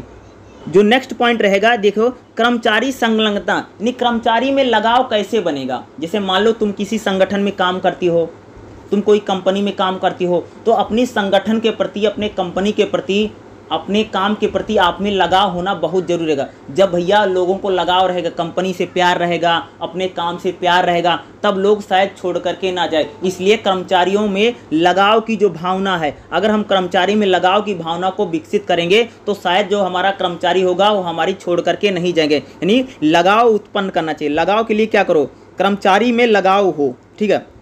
या उस बंधन को दर्शाता है कि जो कर्मचारी संगठन के साथ विकसित करता है, जिस हद तक कर्मचारी नौकरी और लक्ष्यों को संबोधित कर। देख रहे, अगर कर्मचारी में, अगर जो कर्मचारी जो वर्कर है, अगर उसका विकास होगा और वह क्या होगा, अगर वो अपने टारगेट को, लक्ष्यों को प्राप्त कर पाए, शायद वो छोड़ करके ना जाए। यानी लगाव हम उत्पन्न करें। जुनून, अगर हमारे कर्मचारियों में जुनून बना रहेगा तो कर्मचारी क्या रहेगा, लगाव के साथ काम करता है। जुनून यानी उनमें एक प्रकार की भाई हैप्पीनेस हो, जुनून हो, उनमें जज्बा बना रहना चाहिए, ठीक है। व्यक्तिगत अगर उन लोगों में आत्मविश्वास रहेगा तो शायद वो लगाव उनमें बना, काम के प्रति या संगठन के प्रति लगाव रहेगा। मजबूत इच्छा, यानी उन लोगों में इच्छा बल होना चाहिए, ठीक है। ये नहीं कंपनी के गालियां देते रहे थे, संगठन को गालियां देते रहे, उनमें मजबूत इच्छा हो। कर्मचारी अपने काम के प्रति क्या हो, प्रतिबद्ध हो, यानी काम के प्रति उनकी रिस्पॉन्सिबिलिटी होनी चाहिए। प्रतिबद्धता यानी जिम्मेदारी, जब लोग अपने काम को अच्छे से जिम्मेदारी से समझेंगे तो काम जिम्मेदारी को निभाएंगे और शायद जो आपकी जो संगठन है, जो या कंपनी है, उसको छोड़ करके कभी नहीं जाएंगे, ठीक है। इन कामों को करके हम क्या कर सकते हैं, आवृत्ति को कम कर सकते हैं, ठीक है। यानी लोग बड़ी संख्या में आपके रिसर्च यूनिट को, कंपनी को शायद छोड़ करके या स्किप करके वो लोग ना जाएं, ठीक है। अगला चैप्टर देखिएगा जो हमारा नेक्स्ट है 9.5 है, थोड़ा इंपॉर्टेंट हो सकता है, मैं बता देता हूँ। कर्मचारी संलग्नता को बढ़ाएं, यानी कर्मचारी में जो संलग्नता है उसको हम कैसे बढ़ाएं। तो बढ़ाने का पहला तरीका है सकारात्मक और उच्च संगठन, यानी जो हमारा संगठन है वो अगर सकारात्मक रूप से काम करेगा तो जो हमारा कर्मचारी है वो संगठन के प्रति लगाव उसका बना रहेगा, शायद वो छोड़ेगा नहीं। ठीक है, बोलिए। यानी संगठन जो यानी जो सकारात्मक हो और उच्च प्रदर्शन संगठन उस प्रकार की जो आपके संगठन है वो इस प्रकार से माहौल बनाए या इस प्रकार से इन्वायरमेंट बनाए, उस इन्वायरमेंट में जो कर्मचारी हैं खुद को अच्छा फील करेंगे और शायद संगठन के प्रति अच्छा उनका लगाव रहेगा तो शायद वो स्किप नहीं करेंगे। ठीक है, दूसरा अगर आप देखेंगे संगठन जो है संचार और चैनल को, यानी कैसे एक प्रकार से संचार का मतलब जो कर्मचारी हैं वो अपने बातों को रख सकें, अपनी बात को कह सकें, या उनमें किसी प्रकार की समस्या है या उनमें किसी प्रकार की प्रॉब्लम है तो अपनी अगर प्रॉब्लम को रख सकेंगे तो क्या होंगे, शायद वो जो वर्कर होंगे वो संगठन के प्रति या कंपनी के प्रति उनके वो ज़्यादा से ज़्यादा रिस्पॉन्सिबल होंगे। ठीक है, प्रबंधक और कर्मचारियों को अगर जो कर्मचारी है जो प्रबंधक है अगर उनमें अच्छा रिलेशन रहेगा, उनमें अच्छी बातचीत रहेगी या उनके जो संबंध है अच्छे बने रहेंगे तो कर्मचारी लगाव के साथ चाव के साथ क्या करेंगे, उस संगठन के साथ बने रहेंगे। ठीक है, अगर कर्मचारियों को अच्छा नेतृत्व मिलेगा, अगर भाई उनको यूनियन बनानी है या कुछ भी बनाना है, अगर उनका अच्छी लीडरशिप किया जाएगा, उनका नेतृत्व सही से किया जाएगा तो शायद वो लंबे समय तक उस संगठन के साथ बने भी रहेंगे। तो ये सारे तरीके हैं कि हम उनको लंबे समय तक क्या कर सकते हैं, बना सकते हैं, अपने साथ उनको जोड़ करके रख सकते हैं। ये सारी क्या हेडिंग दी गई हैं। ठीक है, उसके बाद देखिएगा जो नेक्स्ट हमारा रहेगा जो चैप्टर नंबर क्या रहेगा, जो 10 है। ठीक है, जो चैप्टर नंबर 10 है उसको ओपन कर लीजिएगा। चैप्टर नंबर 10 क्या है, जीवन वृत्ति प्रबंधन और विकास। ठीक है, एक मिनट रुकिएगा। ठीक है, चैप्टर है क्या है, चैप्टर नंबर 10 क्या है, जीवन वृत्ति प्रबंधन और विकास। ठीक है, अगर आप इसमें देखेंगे जीवन वृत्ति विकास और प्रबंधन में अगर मेरी बात करोगे तो इसमें जो इम्पोर्टेंट है 10.3। ठीक है, वैसे अभी तक एग्जाम में इस चैप्टर से बहुत ज़्यादा क्वेश्चन पुटअप नहीं किए गए हैं। ठीक है, जीवन वृत्ति विकास जो है इसको हम बात करेंगे और जीवन वृत्ति विकास के चरण और प्रक्रिया। ठीक है, ये थोड़ा इम्पोर्टेंट हो सकता है। ठीक है, जीवन वृत्ति का। ठीक है, तो यहाँ पर देखिएगा सबसे पहले हम लोग चलते हैं। ठीक है, क्या है 10.2 में अगर आप देखेंगे तो क्या दिया गया, जीवन वृत्ति प्रबंधन और विकास। ठीक है, मानव संसाधन में 2 पहलू हैं, जीवन वृत्ति प्रबंधन और जीवन वृत्ति विकास। ठीक है, तो सबसे पहले हम जीवन वृत्ति की बात करते हैं। जीवन वृत्ति को एक शब्द के रूप में नौकरी या व्यवसाय की स्थिति में समझा जा सकता है। इसे एक कर्मचारी की समय अवधि को धारण करते हैं, यानी जो कोई भी कर्मचारी है जो उसकी जो पूरी लाइफ है उसको हम बोलते हैं जीवन वृत्ति। अरे भाई किसी की 60 साल की ज़िंदगी है, किसी 50 साल की, तो जीवन वृत्ति का उसकी जो पूरी लाइफ होती है हम उसकी बात करें। ठीक है, जीवन वृत्ति को उस व्यवसायिक स्थिति के रूप में वर्णित किया जाता है जो एक व्यक्ति वर्षों तक धारण करता है। जीवन वृत्ति यानी आपकी जो पूरी लाइफ है तो उसको बोलते हैं जीवन वृत्ति। ठीक है, जैसे आप देखेंगे कि यहाँ पर कहते हैं डेंसी आलेट कहते हैं कि जीवन वृत्ति को अनुभव और गतिविधियों का एक समूह है। यानी आदमी जीवन वृत्ति क्या होती है, भाई हम लाइफ में जो अपने एक्सपीरियंस लेते हैं, जो अनुभव लेते हैं, तो एक प्रकार की क्या है, एक जीवन उसका एक प्रकार से समूह है जिसमें व्यक्ति अपने कामकाजी जीवन के दौरान अपनी नौकरी के जीवन वृत्ति में पूरे आदमी जो होता है, जो भी आदमी नौकरी करता है तो नौकरी में जो भी एक्सपीरियंस होते हैं, जो भी अनुभव होते हैं, वह जीवन भी उसको क्या करता है भाई, उसके साथ लगा रहता है, उसको जोड़ता रहता है, उसको इकट्ठा करता रहता है। ठीक है, इसको हम क्या बोल रहे हैं, जीवन वृत्ति। जीवन वृत्ति क्या है, व्यक्ति द्वारा संपन्न, यानी जीवन आदमी क्या करता है भाई, जीवन भर कुछ ना कुछ तो काम करता है, कुछ ना कुछ तो वर्क करता है, यानी व्यक्ति द्वारा संपन्न किए गए जीवन वृत्ति है। ठीक है, दूसरा कह रहे हैं कि व्यक्ति द्वारा किए गए इन विविध कार्यों में कार्य गतिविधियों और नौकरी से संबंधित जिम्मेदारियां, यानी जो व्यक्ति पूरे जीवन में काम करता है उसकी जो गतिविधियां हैं, उसके जो नौकरी जिम्मेदारियां हैं उनको कह सकते हैं। अगला, नौकरियों के बीच में परिवर्तन काल से गुजरना। भाई जीवन में अगर आप करो, आज जैसे आप कोई जॉब करते हो तो आपकी लाइफ में क्या रहेगा, तो अलग अलग समय का अलग परिवर्तन होगा। ठीक है, तो उसको हम जीवन वृत्ति करें। ठीक है, आगे देखिएगा, इसमें अगर आप देखेंगे तो मोस्टली इसमें अगर आप देखें जीवन वृत्ति प्रबंधन देखते हैं। ठीक है, जीवन वृत्ति प्रबंधन कर्मचारियों को जीवन वृत्ति योजनाओं को पूर्ण करने के लिए शामिल कदमों को बताता है। इस संदर्भ में ध्यान देनी बात यह है कि कर्मचारी जीवन वृत्ति के विकास को प्रोत्साहित करने में संगठन क्या कर सकता है। देखो, आपकी जो लाइफ है ना, आपकी जो लाइफ है, आपकी जो ज़िंदगी है, भैया किसी की 60 साल की ज़िंदगी है तो 60 साल को आप देखते होगे ना, बहुत सारे लोग जो कंपनी में काम करते हैं भैया बताते कंपनी में अगर लोग ज़्यादा समय तक काम कर देंगे तो उनकी उम्र घट जाती है ना, देखते होगे ना। ये जैसे मान लो अगर कोई शुगर मिल में, जिसको हम चीनी मिल बोलते हैं, वहाँ पर देखोगे कितना वो होता ना, कितना धुआं होता है, कितना वहाँ पर डस्ट होती है, कितना केमिकल यूज होता है, इससे लोगों की जो लाइफ होती है वो कम हो जाती है। तो जीवन वृत्ति का हमें विकास भी करना है भैया, वहाँ पर स्वास्थ्य तकनीकी होनी चाहिए। जो लोग कंपनी में काम करते हैं, जो रिसर्च यूनिट पर काम करते हैं, जो आदमी जीवन भर काम करता है, उसकी जो लाइफ है, उसका जो जीवन है वो बढ़ना चाहिए भाई मेरे, ठीक है। ये नहीं है कि मान लो कि वो इतना ज़्यादा केमिकल यूज होता है, इतना ज़्यादा धुआं निकलता है कि जिसको ज़िंदगी 60 साल की तो 50 में चल बसा, ठीक है। तो यानी आपकी जो ज़िंदगी है वो लॉन्ग टर्म तक चल सके, आप सही स्वस्थ रहें, ठीक है। उसका प्रबंधन भी होना भाई मेरे बहुत ज़रूरी है, ठीक है। इसको हम जीवन वृत्ति की बात करें, ठीक है। जीवन वृत्ति का विकास भी होना बहुत जरूरी है। देखो किसी भी आदमी को जो संगठन, जो रिसर्च यूनिट शामिल करती है, वो सोचती है कि वो आदमी उसके साथ लंबे समय तक बना रहे। और लंबे समय तक कब बने, आप देखते हैं कि बहुत सारी कंपनियां कितने सारे वो करती हैं ना, कितना सारा केमिकल यूज करती हैं कि जैसे अगर मैं बात करूँ, जैसे कोई पेंट है तो वहाँ पर कितना केमिकल, कोई खाद है, कितना कीटनाशक यूज करती हैं। वहाँ पर जो लोग काम करते हैं, तुम सब लोग जानते हो, सुनते नहीं होगे भैया वो तो फलाने कंपनी में काम करते हैं, इतना ज़्यादा प्रदूषण होता है तो उन लोगों की ज़िंदगी कम घट जाती है ना, भाई इतना केमिकल है, जो बीमारियां 50 लग जाती हैं तो आदमी बीमारी में चल बसता है। तो जीवन यानी उसकी जो पूरी लाइफ लॉन्ग लाइफ बने, ठीक है, यानी वो ज़्यादा समय तक क्या जीवित रह सके। नहीं 60 साल की ज़िंदगी थी, कंपनी में काम करते 40 में ही चल बसे वो लोग, ठीक है। उसी के हम बात कर रहे हैं, ठीक है। और ये पूरा चैप्टर उसमें जीवन वृत्ति का प्रबंधन, जैसे मॉनिटरिंग करके, परामर्श लेकर के, परामर्श यानी सलाह लेकर के, मॉनिटरिंग यानी उसकी जांच करके, मॉनिटर करके, श्रम के लिए जैसे मान लो अगर कोई व्यक्ति काम करता है तो उसको भाई छुट्टी भी दे दो, वो आराम भी कर ले, नहीं कि पूरे दिन तुम काम में करवाते रहोगे तो उसके जो पूरा जीवन है कम हो जाएगा। एक बात भैया, जो अगर आदमी 3 महीने के 30 दिन और साल के 365 दिन अगर काम करेगा तो उसका जीवन वैसे घट जाएगा ना। इतना मेहनत करेगा, इतना संघर्ष करेगा तो उसकी जो लाइफ होगी। इसलिए क्या करो भैया, उसको विश्राम के लिए समय दो, आराम के लिए छुट्टी देना बहुत ज़रूरी है। अरे भैया तभी को किसी की जीवन बढ़ेगा। और तुम छुट्टी नहीं दोगे, अरे जब उसको तुम आराम ही नहीं करवाओगे, पूरा दिन काम करेगा, ठीक है, और उसको ना महीने के 30 दिन और साल के 365 दिन अगर वो काम ही करता रहेगा तो उसका जीवन वैसे कम हो जाएगा, ठीक है। व्यक्तिगत विकास योजना, कई सारी योजनाएं चला करके इसमें कर्मचारी अपनी व्यक्तिगत विकास योजना को दर्ज करेंगे, जिसमें विकास की आवश्यकता और कार्य। भैया कई सारी योजना चलाओ ताकि व्यक्ति अपना स्वयं का विकास कर सके, डेवलपमेंट कर सके, ठीक है। जीवन वृत्ति कार्य पुस्तिका, इन कार्य पुस्तिकाओं में अभ्यास और प्रश्न शामिल होते हैं जो कर्मचारी की ताकत और कमजोरियों की पहचान करें। भैया कर्मचारी की ताकत क्या है, कर्मचारी की पहचान क्या है, अगर उसको ये पता होगा तो अपनी लाइफ को ज़्यादा लॉन्ग टर्म तक चला पाएगा या जान पाएगा, ठीक है। यानी जो भैया कर्मचारी है वो भैया उसकी जो लाइफ है लॉन्ग लाइफ बने, ठीक है।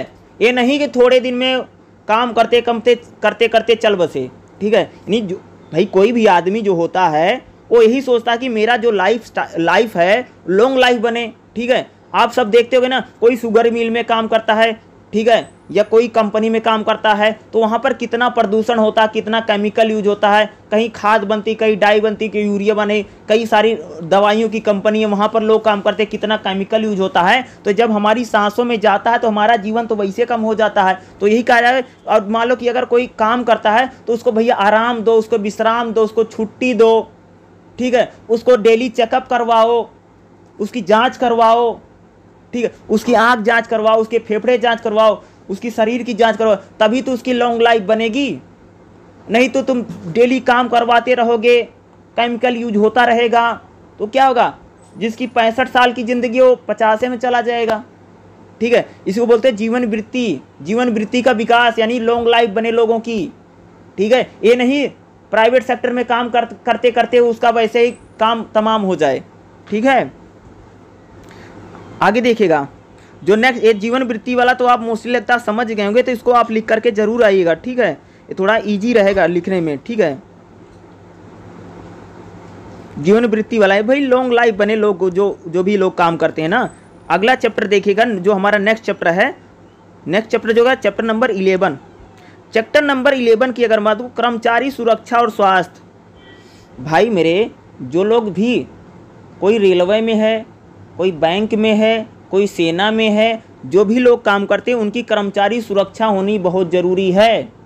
अगर मान लीजिए आप कंपनी में क्रेन चलाते हैं तो आपकी सुरक्षा बहुत ज़रूरी है। ये नहीं क्रेन आप एक ऊपर गिर गई, ठीक है, तो कर्मचारियों की स्वास्थ्य और सुरक्षा की गारंटी होनी बहुत ज़रूरी है। तुम सब लोग देखते हैं कंपनियां क्या करवा देती हैं, बीमा करवा देती हैं। तुम सबने देखा होगा ना, जो बड़ी बड़ी कंपनियां, जैसे मारुति की बात करूं, होंडा की बात करूं, यहाँ पर जो लोग काम करते हैं, जो यहाँ पर वर्कर हैं, उनका बीमा हुआ रहता है। आप सबने सुना होगा ना कि फलाने काम करते थे कंपनी में और किसी वजह से वहाँ पर कोई दुर्घटना घट गई है और उसके बाद उनके घर को 30 लाख रुपए मिले हैं कंपनी से। 30 लाख क्या, यानी फलाने का बीमा हो गया था भाई मेरे, ठीक है। यानी जो कर्मचारियां, जो कंपनी होता है, जो संगठन होता है, वो अपने कर्मचारी का स्वास्थ्य की देखभाल करे, ठीक है, और उसके सुरक्षा की गारंटी दे, ठीक है। इसकी हम बात करें, देखो आप जहां पर काम करते हैं वहां पर जो खतरे हैं उनकी रोकथाम करना कंपनी का काम है। जैसे मान लो आप क्रेन चलाते हैं तो आपको हेलमेट देगा, आपको सुरक्षा उपकरण पीपीटी आपको प्रोवाइड करवाई जाए। आप अगर मान लीजिए आप कोई भी काम करते हैं तो आपको सुरक्षा उपकरण, यानी आपको जो खतरे हैं, खतरे से बचने के लिए जो भी आपके सुरक्षा उपकरण है उनका प्रबंधन होना बहुत ज़्यादा जरूरी है, ठीक है।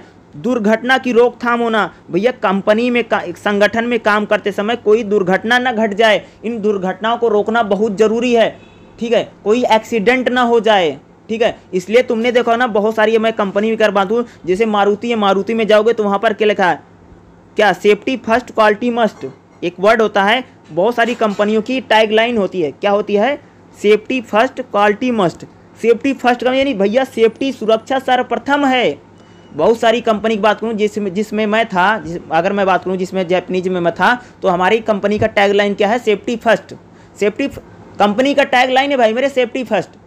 सेफ्टी फर्स्ट मतलब कंपनी कह रही है भैया कर्मचारी जो है उसकी सुरक्षा सर्वप्रथम है। अरे भैया जाने नहीं रहेगी तो कर्मचारी कहाँ से रहेगा, बाकी तो सब बाद में, पहले जान तो जरूरी है। तो भाई सेफ्टी फर्स्ट है, यानी कर्मचारी जो काम करता है उसकी सुरक्षा सबसे पहले हो, यानी सेफ्टी क्या है, सुरक्षा सर्वप्रथम है, ठीक है।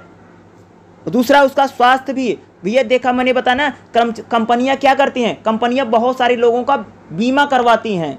देखा होगा ना, किसी का एक्सीडेंट हो गया, कुछ भी हो गया। आप देखें सरकारी की अगर बात करूं तो सरकारी, जैसे कोई रेलवे में काम करता, कोई बैंकिंग में, इनका होता नहीं, ये लोग जाकर के फ्री में जांच करवाते रहते हैं। मेडिकल होता नहीं, देखोगे ना मेडिकल लीव लेते रहते हैं, या मेडिकल इनको दवाइयाँ करवाते। तो मेडिकल सुविधाएं जो देती हैं कंपनियां देती हैं, भाई प्राइवेट भी देते हैं, सरकारी भी देती है, दोनों देती हैं। कोई भी संगठन हो आपको मेडिकल सुविधाएं भी देगा और आपको सेफ्टी भी प्रदान करेगा, ठीक है। हर जगह पर सेफ्टी इश्यूज होते हैं। अगर मैं बात करूँ जैसे रेलवे है, रेलवे में कोई ट्रेन चला रहा है, भैया उसके भी सेफ्टी इशू हैं, उसको भी सेफ्टी दी जाती है, ठीक है। कोई रेलवे में कोई और काम कर, जैसे सेना में लोग हैं उनकी बात करूं मैं, या और भी कहीं काम करते हैं, तो इनको भी सुरक्षा प्रदान की जाती है, इनके स्वास्थ्य की देखभाल करना। कोई भी कंपनी है, कोई भी संगठन है, अपने कर्मचारियों की स्वास्थ्य और सुरक्षा की, यानी उनका स्वास्थ्य सही रहे, उनकी दवाई जो करवानी है उनकी मेडिकल सुविधा देती है, और साथ में उनके सुरक्षा उपकरण की भी जांच करना। जहां पर वो लोग काम करते हैं कार्यस्थल पर कोई खतरा ना हो, उसको खतरे को कम करना, इसको हम बोलते हैं। तो चैप्टर नंबर 11 की जो मैं बात करूँ, मूलतः यही सारा भरा पड़ा है। अगर आप इस चैप्टर को उठा करके पढ़ेंगे तो यही है, ये सुरक्षा और स्वास्थ्य जो मैं आपको बता रहा हूँ या जो मैं आपको समझा रहा हूँ। इसी प्रकार से आपको इस चैप्टर को लिख करके आना है, ठीक है। सिर्फ आप समझने की कोशिश कीजिए। आप लोग जितना समझेंगे जो मैं बता रहा हूँ, आप उतने बना करके भी अगर आप लिख देंगे तो आपका अच्छा खासा हो जाएगा, ठीक है।